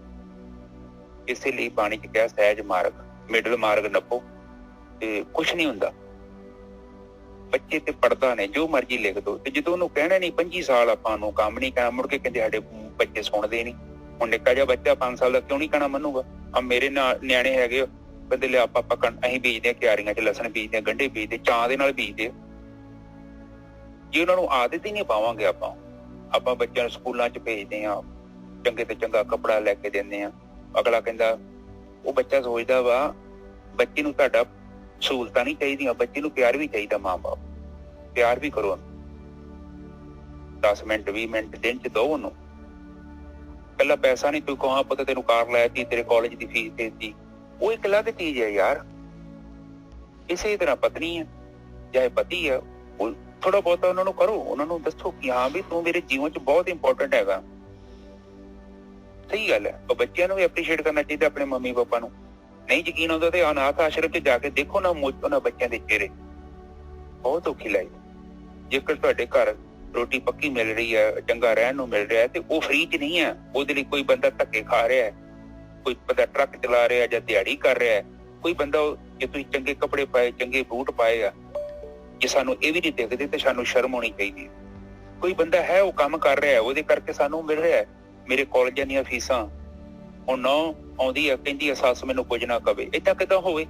25 ਸਾਲ ਦਾ ਬੱਚਾ ਪਾਲ ਕੇ ਤੇਰੀ ਝੋਲੀ 'ਚ ਪਾ ਦਿੱਤਾ ਅਗਲੇ ਨੇ, ਤੇ ਉਹ ਥੋੜਾ ਵੀ ਨਾ ਕਵੇ ਤੈਨੂੰ, ਉਹਨੇ ਕਹਿਣਾ ਅਗਲੀ ਨੇ। ਉਹ ਵੀ ਹੁਣ ਇੰਨਾ ਪਿਆਰ ਪਿਆ ਵਾ, ਛੱਡ ਲਈ ਤੈਨੂੰ ਕਿੱਦਾਂ ਦੇ ਦੇ? ਥੋੜਾ ਬਹੁਤਾ ਨਿੱਜਰ ਸਾਹਿਬ ਛੱਡ ਲਈ ਟਾਈਮ ਤੇ ਲੱਗੂਗਾ ਨਾ ਉਹਨੂੰ, 6 ਸਾਲ ਤੋਂ ਸਾਲ ਤੇ ਲੱਗਣਗੇ। ਬਿਲਕੁਲ, ਕਿਉਂਕਿ ਅਟੈਚਮੈਂਟ ਹੈਗੀ ਹੈ। ਔਰ ਦੇਖ ਉਸਨੇ ਆਪਣੇ ਨੂੰ ਪੇਟ 'ਚ ਪਾਲਿਆ, ਚਲ ਤੂੰ ਵੀ ਆਪਣੇ ਪਾਲਣੇ ਆ, ਫਿਰ ਉਹਨੂੰ ਪੜ੍ਹਾਇਆ ਲਿਖਾਇਆ, ਇੱਕ ਕਾਬਲ ਇਨਸਾਨ ਬਣਾਇਆ। ਔਰ ਉਹ ਬੰਦਾ ਇਸ ਟਾਈਮ ਜੇ ਤੇਰੇ ਕੋਲ ਆਇਆ ਤੇ ਉਹ ਪੂਰਾ ਰੈਡੀ ਆ, ਇੱਕ ਇਨਸਾਨ ਬਣਦੇ, ਇੱਕ ਇਨਸਾਨ ਹੈ ਤੇਰੇ ਕੋਲ ਆਇਆ, ਉਹਨੂੰ ਸੰਸਕਾਰ ਦਿੱਤੇ ਨੇ, ਉਹਦੇ ਕਾਲਜਾਂ ਦੀਆਂ ਫੀਸਾਂ ਦਿੱਤੀਆਂ, ਉਹਦੀਆਂ ਪੜ੍ਹਾਈਆਂ ਕੀਤੀਆਂ ਨੇ। ਇਹ ਸੋ ਇਸ ਸਾਨੂੰ ਇੱਕ ਦੂਜੇ ਦੀ ਭਾਵਨਾ ਨੂੰ ਅੰਡਰਸਟੈਂਡ ਕਰਨ ਦੀ ਲੋੜ ਹੈ। ਅਸਲ ਤੇ ਬਹੁਤ ਕੀ ਹੈ, ਅਸੀਂ ਆਪਣੇ ਬਾਰੇ ਸੋਚ ਰਹੇ ਹਾਂ ਔਰ ਦੂਜੇ ਬਾਰੇ ਨਹੀਂ ਸੋਚਦੇ ਪਏ। ਇਹੋ ਹੀ ਇੱਕ ਬਹੁਤ ਵੱਡੀ ਮਿਸ ਅੰਡਰਸਟੈਂਡਿੰਗ ਹੈ। ਮੈਂ ਸੋਚਦਾ ਸਾਨੂੰ ਸਾਰਿਆਂ ਨੂੰ ਹੀ, ਜੇਕਰ ਚੀਜ਼ ਨੂੰ ਆਪ ਸਮਝਣਾ ਚਾਹੁੰਦੇ ਜੋ ਨਾ, ਮੈਂ ਇੱਕ ਜ਼ਿੰਦਗੀ ਦੀ ਮੇਰੀ ਇੱਕ ਛੋਟੀ ਜੀ ਤੁਹਾਨੂੰ ਮੈਂ ਫਾਰਮੂਲਾ ਦਿੰਦਾ। ਤੁਸੀਂ ਜੋ ਦੂਜੇ ਨੂੰ ਕਹਿਣਾ ਚਾਹੁੰਦੇ ਹੋ, 1 ਮਿੰਟ ਆਪਣੇ ਆਪ ਨੂੰ ਉਸ ਜਗ੍ਹਾ ਤੇ ਲੈ ਕੇ ਜਾਓ, ਫਿਰ ਦੇਖੋ ਕਿ ਤੁਹਾਡੇ ਨਾਲ ਜੇ ਅਗਲਾ ਬੰਦਾ ਏਦਾਂ ਬੋਲੇ ਤੇ ਤੁਹਾਨੂੰ ਕਿੱਦਾਂ ਫੀਲ ਹੋਊਗਾ। ਤੁਸੀਂ ਫਿਰ ਜੋ ਵੀ ਤੁਹਾਡਾ ਦਿਲ ਕਰਦਾ ਬੋਲ ਸਕਦੇ। ਅਸਲ 'ਚ ਅਸੀਂ ਚਾਹੁੰਦੇ ਹਾਂ ਕਿ ਸਾਨੂੰ ਕੋਈ ਮਾੜਾ ਨਾ ਬੋਲੇ, ਪਰ ਅਸੀਂ ਦੂਜੇ ਨੂੰ ਕਿੱਦਾਂ ਮਾੜਾ ਬੋਲਦੇ ਅਸੀਂ ਕਿਤੇ ਨਹੀਂ ਸੋਚਦੇ। ਇੱਕੋ ਬੰਦਾ ਵਾ ਉੱਥੇ ਦਫ਼ਤਰ 'ਚ ਅਗਲੇ ਦੌਕਾ ਮਾਰਦੇ, ਚੂੰ ਨਹੀਂ ਕਰਦਾ, ਤੇ ਘਰੇ ਆ ਕੇ ਉਹ ਚੰਗੇਜ਼ ਖਾਨ ਬਣ ਜਾਂਦਾ ਨੱਚੇ ਸਾਹਿਬ। ਇਹਦਾ ਮਤਲਬ ਕਿ ਜੇ ਉੱਥੇ ਆਪਾਂ ਚੁੱਪ ਹੋ ਸਕਦੇ, ਘਰੇ ਵੀ ਐਡਜਸਟ ਕਰੀਏ। ਤੇ ਕਈ ਵਾਰੀ ਮੈਂ ਸੋਚਦਾ ਕਿ ਸਾਡੇ ਪਿਆਰੇ ਹੈਗੇ, ਜੇ ਜਿੱਤਦੇ ਹਾਰ ਵੀ ਜਾਓ ਉਹਨਾਂ ਦੇ ਸਾਹਮਣੇ, ਉਹ ਨਿੱਕਾ ਜਿਹਾ ਬੱਚਾ ਵਾ, ਤੇ ਜੇ ਪਿਓ ਦੀ ਛਾਤੀ ਤੇ ਚੜ ਜੇ ਕਿੰਨਾ ਕੁ ਚੰਗਾ ਕੰਮ ਹੈ। ਕਈ ਵਾਰੀ ਘਰ ਦੀ ਖੁਸ਼ ਹੈ, ਕੋਈ ਜੋਸ਼ 'ਚ ਆ ਗਈ ਹੈ, 2 ਮਿੰਟ ਨੂੰ ਜਿੱਤ ਲੈਣ ਦੋ, ਹਨਾ। ਐਡਜਸਟਮੈਂਟ ਕਰਿਆ ਕਰੋ। ਐਡਜਸਟਮੈਂਟ ਦਾ ਮਤਲਬ ਇਹ ਹੁੰਦਾ ਕਿ ਮੈਂ ਪਿਆਰ ਕਰਦਾ, ਮੈਂ ਤੈਨੂੰ ਗਵਾਉਣਾ ਨਹੀਂ ਚਾਹੁੰਦਾ, ਇਸ ਕਰਕੇ ਐਡਜਸਟ ਕਰੀਦਾ। ਪਿਆਰ ਦਾ ਮਤਲਬ ਹੁੰਦਾ ਦੇਣਾ, ਤੇ ਜੇ ਦੇ ਕੇ ਮੰਗਦੇ ਪਏ ਹੋ ਫਿਰ ਪਿਆਰ ਨਹੀਂ ਹੈਗਾ, ਉਹਦੇ ਬਾਰਗੇਨਿੰਗ ਹੈਗੀ ਆ। ਗਰੋਸਰੀ ਸਟੋਰ 'ਚ ਗਏ ਸੀ ਤੁਸੀਂ, $100 ਦਾ ਪੈਸੇ ਦਿੱਤੇ ਆ, ਸਮਾਨ ਲੈ ਲਿਆ, ਗੱਲ ਖਤਮ। ਉਹ ਕੋਈ ਆਸਾਨ ਨਹੀਂ ਆ ਤੁਹਾਡੇ ਤੋਂ ਉਹਦਾ, ਤੇ ਨਾ ਉਹਦਾ ਇਨਸਾਨ ਤੁਹਾਡੇ ਤੇ, ਉਹ ਤੇ ਬਿਜ਼ਨਸ ਆ। ਪਰ ਪਿਆਰ ਦਾ ਮਤਲਬ ਹੁੰਦਾ ਅਨਕੰਡੀਸ਼ਨਲ ਲਵ। ਇਹ ਨਹੀਂ ਕਿ ਆਈ ਲਵ ਯੂ ਤੇ ਲਵ ਹੋ ਗਿਆ। ਲਵ ਦਾ ਮਤਲਬ ਕਿ ਜਿੱਦਾਂ ਦਾ ਤੂੰ ਮਰਜ਼ੀ ਹੈ, ਚੰਗਾ ਹੈ ਮਾੜਾ ਹੈ ਤੇ ਮੇਰਾ ਜੀਵਨ ਸਾਥੀ ਹੈ, ਔਰ ਤੈਨੂੰ ਇਸੇ ਰੂਪ ਦੀ ਮੈਂ ਸਵੀਕਾਰ ਕਰਦੀ ਹਾਂ। ਔਰ ਫਿਰ ਦੇਖੋ ਪਰਮਾਤਮਾ ਖੁਸ਼ ਹੁੰਦਾ। ਪ੍ਰੋਬਲਮ ਕੀ ਹੈ, ਅਸੀਂ ਉਹਨੂੰ ਸਵੀਕਾਰ ਨਹੀਂ ਕਰਦੇ। ਇੱਕ ਛੱਤ ਦੇ ਥੱਲੇ ਇੱਕ ਬੰਦਾ ਪਤਾ ਨਹੀਂ ਕਿਹਨੂੰ ਤੁਰਿਆ ਫਿਰਦਾ ਵਾ, ਔਰਤ ਪਤਾ ਨਹੀਂ ਕਿੱਧਰ ਤੁਰੀ ਫਿਰਦੀ ਆ। ਅੱਜ ਦੁਖੀ ਹੋਣ ਦਾ ਕਾਰਨ ਇਹੋ ਹੀ ਆ, ਅਸੀਂ ਖਿਆਲੀ ਮਹਿਲ ਬਣਾਏ ਨੇ, ਉਹ ਝੂਠ ਨੇ ਸਾਰੇ। ਜੋ ਸੱਚ ਹੈਗਾ ਉਹ ਸਾਡੀ ਥਾਲੀ 'ਚ ਆ, ਚਾਹੇ ਨੌਕਰੀ ਹੈ। ਆਮ ਬੰਦੇ ਬੋਲਦੇ ਮੈਂ ਸੁਣਿਆ, ਉਹ ਮੇਰਾ ਘਰ ਨਹੀਂ ਸਹੀ, ਉਹ ਮੇਰੀ ਗੱਡੀ ਨਹੀਂ ਸਹੀ, ਮੇਰਾ ਮੋਟਰਸਾਈਕਲ ਨਹੀਂ ਸਹੀ, ਮੇਰੇ ਆਹ ਨਹੀਂ ਸਹੀ। ਉਹ ਬੰਦਾ ਪੁੱਛੇ ਜੋ ਤੇਰੇ ਕੋਲ ਹੈਗਾ, ਕਿਤੇ ਤੂੰ ਸ਼ੁਕਰ ਕੀਤਾ? ਕਰੋੜਾਂ ਲੋਕਾਂ ਕੋਲ ਉਹ ਵੀ ਨਹੀਂ ਹੈਗਾ। ਕਿਤੇ ਗਰੀਬ ਕੰਟਰੀਆਂ 'ਚ ਜਾ ਕੇ ਵੇਖੋ ਕਿ ਆਪਣੇ ਆਂਢ ਗੁਆਂਢ ਵੇਖ ਕੇ ਆਪਾਂ ਸ਼ੁਕਰ ਨਹੀਂ ਕਰਦੇ। ਨਜ਼ਰ ਸਾਹਿਬ, ਅਸੀਂ ਦੁਖੀ ਹੋਣ ਦਾ ਕਾਰਨ ਹੈ ਕਿ ਜੋ ਸਾਡੇ ਕੋਲ ਹੈ ਮੋਰ ਦੈਨ ਇਨਫ ਨਹੀਂ ਵੀ ਕੁਛ ਹੈਗਾ, ਕਮ ਸੇ ਕਮ ਸਾਡੇ ਕੋਲ ਹੈਲਥ ਤੇ ਹੈਗੀ ਨਾ। ਮੈਂ ਬੰਬੇ ਵੇਖਿਆ ਕਈ ਲੋਕਾਂ ਦੀਆਂ ਲੱਤਾਂ ਨਹੀਂ ਹੈਗੀਆਂ, ਉਹ ਵੀ ਤੇ ਜੀਵਨ ਬਤੀਤ ਹੀ ਕਰਦੇ ਨੇ, ਹਨਾ। ਸੋ ਇਹਦਾ ਮਤਲਬ ਇਹ ਹੋ ਜਾਂਦਾ ਕਿ ਪਰਮਾਤਮਾ ਦਾ ਧੰਨਵਾਦ ਕਰਨ ਦੇ ਲਈ ਕੋਈ ਕਾਰਨ ਸਾਨੂੰ ਖੁਦ ਲੱਭਣੇ ਚਾਹੀਦੇ, ਪਰ ਅਸੀਂ ਦੇਖਦੇ ਨਹੀਂ, ਅਸੀਂ ਦੇਖਣਾ ਨਹੀਂ ਚਾਹੁੰਦੇ। ਅਸੀਂ ਇਹ ਦੇਖਣਾ ਚਾਹੁੰਦੇ ਕਿ ਜਿਹੜੇ ਸਾਡੇ ਤੋਂ ਅੱਗੇ ਨੇ। ਹਾਂ ਜ਼ਰੂਰੀ ਹੈ ਅਸੀਂ ਵਧਾਂਗੇ, ਪਰ ਇਹਦਾ ਮਤਲਬ ਨਹੀਂ ਜੋ ਸਾਡੇ ਕੋਈ ਜੀਵਨ ਹੈਗਾ ਅਸੀਂ ਉਹਨੂੰ ਛੱਡ ਦਈਏ, ਉਹਨੂੰ ਭੁੱਲ ਕੇ ਤੇ ਉੜਦੀਆਂ ਦੇ ਮਗਰ। ਲੋਕੀ ਆਮ ਪਤਾ ਕਹਿੰਦੇ ਉੜਦੀਆਂ ਚਿੜੀਆਂ ਦੇ ਮਗਰ ਭੱਜੇ ਜਾਂਦੇ ਨੇ, ਜਿਹੜੀਆਂ ਬੈਠੀਆਂ ਉਹਨੂੰ ਤੇ ਫੜਦੇ ਨਹੀਂ। ਪਰ ਯਥਾਰਥ ਸੱਚ ਹੈ, ਜਿਹੜੀ ਬੈਠੀ ਉਹਨੂੰ ਫੜੀਏ, ਜਿਹੜੀ ਸਾਡੇ ਕੋਲ ਹੈ। ਜਿਹੜਾ ਜੀਵਨ ਸਾਥੀ ਸਾਡਾ ਚਾਹੇ ਕਿੱਦਾਂ ਦਾ ਮਰਜ਼ੀ ਹੈ, ਮੈਂ ਬਿਲੀਵ ਕਰਦਾ ਜਦੋਂ ਉਹਦੇ ਨਾਲ ਵਿਆਹ ਹੋ ਗਿਆ ਜਾਂ ਛੱਡ ਕੇ ਦਫਾ ਕਰੋ ਉਹਨੂੰ, ਤੇ ਕਿਤੇ ਹੋਰ ਚੱਲ ਜਾਓ। ਤੇ ਜੇ ਨਹੀਂ ਜਾ ਸਕਦੇ, ਕਮ ਸੇ ਕਮ ਨਿੱਜਰ ਸਾਹਿਬ ਜਿਹੜਾ ਹੈਗਾ ਉਹਨੂੰ ਉਸ ਦੇ ਰੂਪ ਤੇ ਕਬੂਲ ਕਰੀਏ। ਇਹਨਾਂ ਤੇ ਕਰ ਸਕਦੇ ਨੇ ਨਿੱਜਰ ਸਾਹਿਬ, ਜਾਂ ਤੇ ਚੱਲ ਜਾਓ, ਫਿਰ ਉੱਥੇ ਰਹਿੰਦੇ ਕੋਈ ਪੈ ਜਾਓ। ਪਰ ਜੇ ਨਹੀਂ ਜਾ ਸਕਦੇ, ਆਪਣੇ ਕੋਈ ਆਪਸ਼ਨ ਨਹੀਂ ਹੈਗਾ, ਫਿਰ ਮੈਂ ਕਹਿੰਦਾ ਉਹਨੂੰ ਲਾਈਕ ਕਰੋ, ਉਹਨੂੰ ਪਿਆਰ ਕਰੋ, ਉਹਦਾ ਜਿਸ ਵੀ ਰੂਪ ਹੈਗਾ। ਇਹਦੇ ਨਾਲ ਜੀਵਨ ਤੁਹਾਡਾ ਸੌਖਾ ਹੋ ਜਾਊਗਾ, ਨਹੀਂ ਤੇ ਜੀਵਨ ਬਹੁਤ ਔਖਾ ਹੋ ਜਾਊ। ਕੁਦਰਤ ਦੀ ਨਜ਼ਰ 'ਚ ਵੀ ਤੁਸੀਂ ਦੋਸ਼ੀ ਹੈਗੇ ਜੋ, ਜੇ ਤੁਸੀਂ ਉਹਦਾ ਬਣਦਾ ਹੱਕ ਨਹੀਂ ਨਾ ਦੇ ਰਹੇ ਨਿੱਜਰ ਸਾਹਿਬ। ਇਹ ਵੀ ਕਰਮ ਜੇ, ਮਾੜਾ ਕਰਮ ਜੇ, ਚੰਗਾ ਕਰਮ ਨਹੀਂ ਹੈਗਾ ਜੀ। ਹਾਂਜੀ ਨਿੱਜਰ ਸਾਹਿਬ, ਅੱਗੇ ਚੱਲੀਏ। हे शरीरा मेरिया हर तुम में जोत रखी ਤਾਂ ਤੂੰ ਜਗ में ਆਇਆ। ਦੇਖ ਲਓ ਭਾਈ, ਸਰੀਰ ਜਿਹੜਾ ਹੈਗਾ ਆਪਾਂ ਨੂੰ ਮਿਲ ਗਿਆ। ਸਰੀਰ ਆਪਾਂ ਸਮਝਦੇ ਹਾਂ ਵੀ ਮੈਂ ਸਰੀਰ ਹੈਗਾ ਆ, ਮੈਂ ਫਲਾਨਾ ਸਿੰਘ ਹੈਗਾ, ਮੈਂ ਫਲਾਨਾ ਹੈਗਾ, ਟਿਮਕਾ ਹੈਗਾ। ਕਹਿੰਦੇ ਸਰੀਰ ਜਿਹੜਾ ਹੈਗਾ ਮਾਲਕ ਪਰਮਾਤਮਾ ਨੇ ਇਹਦੇ ਵਿੱਚ ਜੋਤ ਰੱਖੀ ਹੈ, ਤਾਂ ਇਹ ਚੱਲ ਫਿਰ ਰਿਹਾ ਹੈ, ਤਾਂ ਇਹ ਸੰਸਾਰ ਦੇ ਵਿੱਚ ਰਹਿ ਰਿਹਾ ਹੈ, ਸੰਸਾਰ ਦੇ ਵਿੱਚ ਆਇਆ ਹੈ, ਇਸ ਤਰੀਕੇ ਦੇ ਨਾਲ ਆਇਆ ਹੈ ਮਾਂ ਦੇ ਪੇਟ ਚੋਂ ਸਰੀਰ। ਇਹ ਸਰੀਰਾ ਮੇਰਿਆ ਹਰ ਤੁਮੇ ਜੋਤ ਰੱਖੀ ਤਾਂ ਤੂੰ ਜਗ में ਆਇਆ। ਹਰ ਜੋਤ ਰੱਖੀ ਤੁਧ ਵਿੱਚ ਤਾਂ ਤੂੰ ਜਗ में ਆਇਆ। ਕਹਿੰਦੇ ਮਾਲਕ ਨੇ ਤੇਰੇ ਵਿੱਚ ਜੋਤ ਰੱਖੀ ਹੈ, ਤਾਂ ਤੂੰ ਸੰਸਾਰ ਦੇ ਵਿੱਚ ਆਇਆ ਆ। ਆਪਣੇ ਆਪ ਨੂੰ ਸਰੀਰ ਨਾ ਸਮਝੋ, ਮਾਲਕ ਨੂੰ ਯਾਦ ਕਰ ਜਿਹਨੇ ਤੈਨੂੰ ਦੇ ਰਿਹਾ, ਤੇਰਾ ਸਰੀਰ ਬਣਾਇਆ। ਜਿਹੜਾ ਮਾਲਕ ਪਰਮਾਤਮਾ ਨੇ ਜਿਹੜਾ ਹੈਗਾ ਸਾਰਾ ਕੁਛ, ਸਾਰੀ ਖੇਡ, ਸਾਰਾ ਜੋ ਕੁਛ ਤੇਰੇ ਕੋਲ ਹੈਗਾ ਮਾਲਕ ਦੀ ਦੇਣ ਹੈਗੀ। ਹਰੇ ਆਪੇ ਮਾਤਾ ਆਪੇ ਪਿਤਾ ਜਿਹਨੇ ਜਿਉ ਪਾਏ ਜਗਤ ਦਿਖਾਇਆ। ਦੇਖ ਉਹ ਮਾਂ, ਉਹ ਪਰਮਾਤਮਾ ਹੀ ਮਾਂ ਹੈ, ਪਰਮਾਤਮਾ ਹੀ ਪਿਓ ਹੈਗਾ, ਜਿਹਨੇ ਸਾਰਾ ਜਿਉ ਪਾ ਕੇ ਤੇਰਾ ਜਿਹੜਾ ਹੈਗਾ ਤੈਨੂੰ ਸੰਸਾਰ ਦਿਖਾ ਦਿੱਤਾ। ਗੁਰ ਪ੍ਰਸਾਦੀ ਬੁੱਝਿਆ ਤਾਂ ਚਲਤ ਹੋਆ ਚਲਤ ਨਜ਼ਰੀ ਆਇਆ।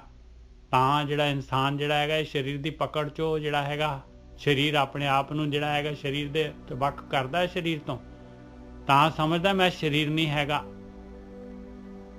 ਗੁਰ ਪ੍ਰਸਾਦੀ ਬੁੱਝਿਆ, ਗੁਰੂ ਦੇ ਪ੍ਰਸਾਦ ਦੇ ਨਾਲ, ਗੁਰੂ ਦੀ ਮੱਤ ਦੇ ਦੁਆਰਾ ਜਦ ਆਹ ਗੱਲ ਬੁੱਝਦਾ ਤਾਂ ਚਲਤ ਹੋਆ, ਤਾਂ ਲੱਗਦਾ ਭਾਈ ਇਹ ਤਾਂ ਚੱਲ ਤਮਾਸ਼ਾ ਹੋ ਰਿਹਾ ਭਾਈ।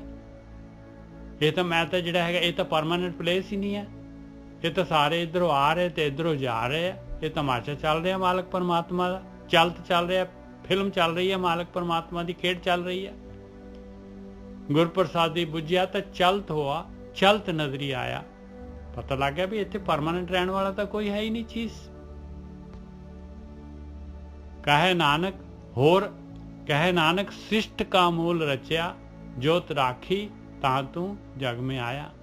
ਕਹਿੰਦੇ ਸ੍ਰਿਸ਼ਟੀ ਦਾ ਮੂਲ ਰੱਖਿਆ ਜੋਤ, ਸ੍ਰਿਸ਼ਟੀ ਦਾ ਮੂਲ ਰਚ ਦਿੱਤਾ, ਜੋਤ ਦਿੱਤੀ ਸਰੀਰ ਦੇ ਵਿੱਚ ਪਾਏ, ਤੇ ਤਾਂ ਜਿਹੜੇ ਆਪਾਂ ਸੰਸਾਰ ਦੇ ਵਿੱਚ ਆਏ ਆ ਮਾਲਕ ਪਰਮਾਤਮਾ ਦੀ ਬਖਸ਼ਿਸ਼ ਹੈਗੀ।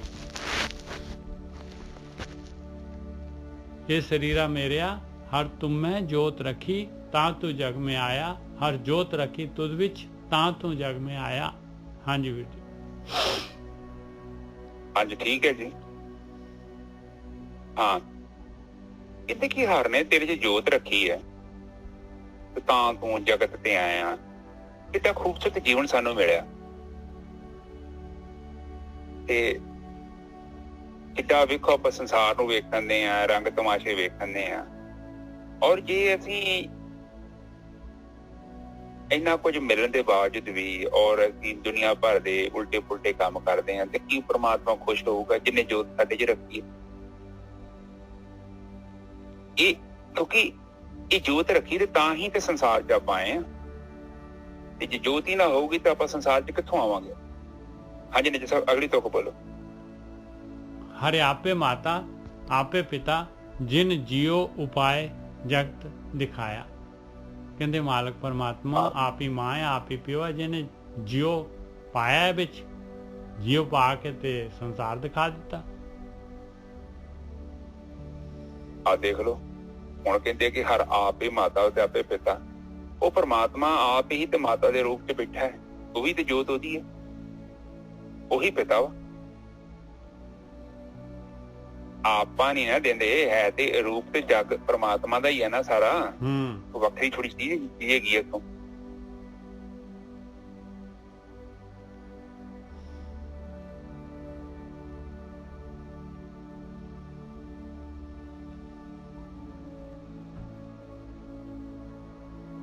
ਇਹ निजर साहब हाँ तो दोबारा बोल दो। हरे आपे माता आपे पिता जिन जियो उपाय जगत दिखाया गुर प्रसादी बुझिया ਤਾਂ ਚਲਤ ਹੋਆ ਚਲਤ ਨਦੀ ਆਇਆ। ਗੁਰੂ ਦੀ ਕਿਰਪਾ ਦੇ ਨਾਲ ਬ੍ਰਹਮ ਗਿਆਨ ਦੇ ਦੁਆਰਾ ਇਹ ਬੁਝਾਰਤ ਬੁੱਝੀ ਜਾਂਦੀ ਹੈ ਭਾਈ।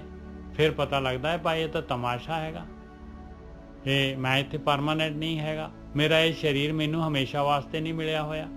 ਇਹ ਜੀਓ ਤੇ ਸਰੀਰ ਇਹ ਜਿਹੜੇ ਹੈਗੇ ਇੱਕ ਖਾਸ ਇੱਕ ਪਰਟੀਕੂਲਰ ਸਮੇਂ ਦੇ ਵਾਸਤੇ ਨਿਰਧਾਰਿਤ ਸਮੇਂ ਦੇ ਵਿੱਚ ਹੀ ਇਕੱਠੇ ਰਹਿਣਗੇ। ਇਹਦੇ ਨਾਲ ਮੈਨੂੰ ਕੁਝ ਕਰਨਾ ਪੈਣਾ ਹੈ। ਇਹ ਮੈਂ ਕਿਸੇ ਖਾਸ ਮਕਸਦ ਦੇ ਵਾਸਤੇ ਆਇਆ ਹੈ ਇਸ ਸੰਸਾਰ ਦੇ ਵਿੱਚ। ਗੁਰਪ੍ਰਸਾਦੀ ਬੁਝਿਆ ਤਾਂ ਚਲਤ ਹੋਆ ਚਲਤ ਨਜ਼ਰੀ ਆਇਆ। ਕਹੇ ਨਾਨਕ ਸ੍ਰਿਸ਼ਟ ਕਾ ਮੂਲ ਰਚਿਆ ਜੋਤ ਰਾਖੀ ਤਾਂ ਤੂੰ ਜਗ ਮੈਂ ਆਇਆ। ਕਹਿੰਦੇ ਸ੍ਰਿਸ਼ਟੀ ਦਾ ਮੂਲ ਮਾਲਕ ਨੇ ਖੇਡ ਬਣਾਈ ਤੇ ਜੋਤ ਰੱਖੀ ਜੀਵਾਂ ਦੇ ਵਿੱਚ। ਇਸ ਤਰੀਕੇ ਦੇ ਨਾਲ ਪਾਈ ਇਹ ਸਰੀਰ ਲੈ ਕੇ ਇਨਸਾਨ ਸੰਸਾਰ ਦੇ ਵਿੱਚ ਆਉਂਦਾ ਹੈ। हाँ जी ठीक है जी। कहते हर आपे माता आपे पिता जिन जियो उपाय जगत दिखाया। हुण देखो आपे माता वा आपे पिता ते हुण ये आपे माता ते आपे पिता जे आपां इन्हां माता पिता दी कदर ही नहीं करदे ते फिर परमात्मा साडे तो खुश होऊगा।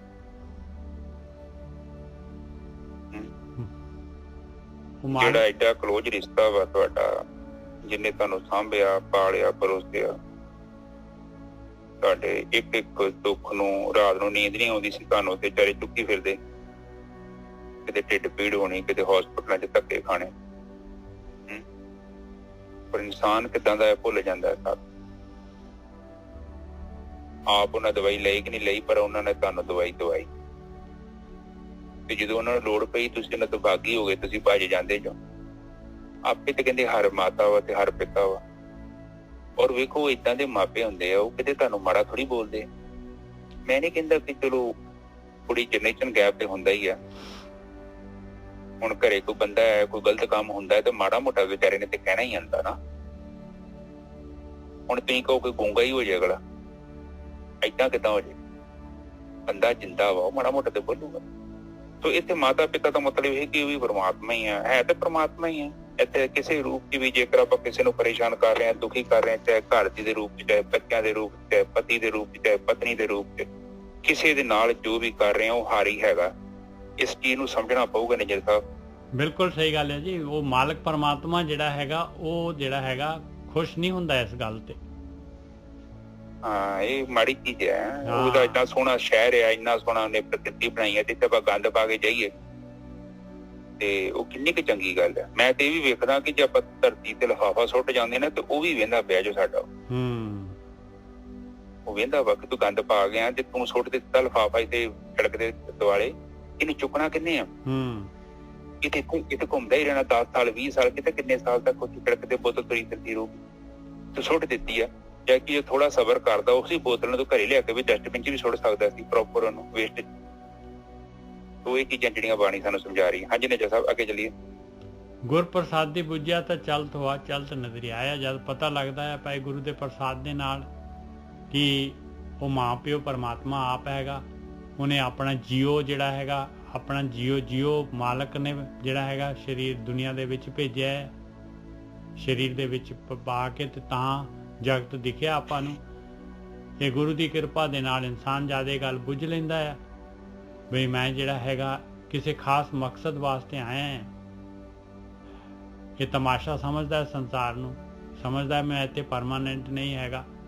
ਤਾਂ ਇਹ ਪਤਾ ਲੱਗਦਾ ਹੈ ਵੀ ਇਹ ਤਾਂ ਚਲਤ ਨਜ਼ਰੀ ਆਇਆ। ਤਾਂ ਇਹ ਪਤਾ ਲੱਗਦਾ ਵੀ ਇਹ ਸਾਰਾ ਸੰਸਾਰ ਜਿਹੜਾ ਹੈ ਹਮੇਸ਼ਾ ਰਹਿਣ ਵਾਲਾ ਨਹੀਂ ਹੈ। ਇਹ ਸੰਸਾਰ ਜਿਹੜਾ ਹੈਗਾ ਇਹ ਸਾਰਾ ਕੁਛ ਨਹੀਂ ਹੈਗਾ। ਹਾਂਜੀ ਠੀਕ ਹੈ ਜੀ। ਗੁਰੂ ਪ੍ਰਸਾਦੀ ਬੁੱਝੇ ਦਾ ਮਤਲਬ ਕਿ ਬੁੱਝਣਾ ਪਿਆ। ਗਿਆਨ ਨਹੀਂ ਸੀ। ਮੂਰਖਾਂ ਨੂੰ ਕਿਸੇ ਵੀ ਦਿਲ ਦਿਖਾ ਦਿੰਦਾ ਸੀ। ਹੁਣ ਪਤਾ ਲੱਗ ਗਿਆ ਕਿ ਮਾਂ ਵੀ ਉਹੀ ਹੋ, ਪਿਓ ਵੀ ਉਹੀ ਹੋ, ਤੇਰੀ ਘਰ ਦੀ ਵੀ ਉਹੀ, ਤੇਰੇ ਬੱਚੇ ਉਹੀ ਹੋ, ਹੈ ਹੀ परमात्मा है सारा। और जे तू दुखी करेगा परेशान करेगा तू खुश नहीं हो सकता। तू दुखी रहेगा भावें तू करोड़ापति बन जा। ਆ ਕਰੋੜਾਂਪਤੀ ਬੰਦੇ ਵੇਖੋ ਉਹਨੂੰ ਰਾਤੋਂ ਨੀਂਦ ਨਹੀਂ ਆਉਂਦੀ। ਕਿਉਂ ਨਹੀਂ ਆਉਂਦੀ? ਕਿਉਂਕਿ ਪੈਸੇ ਉਹਨਾਂ ਦੇ ਆਪਣੇ ਨਹੀਂ ਹੈ, ਚੋਰੀ ਕੀਤੇ ਪੈਸੇ ਨੇ ਉਹ ਸਾਰੇ।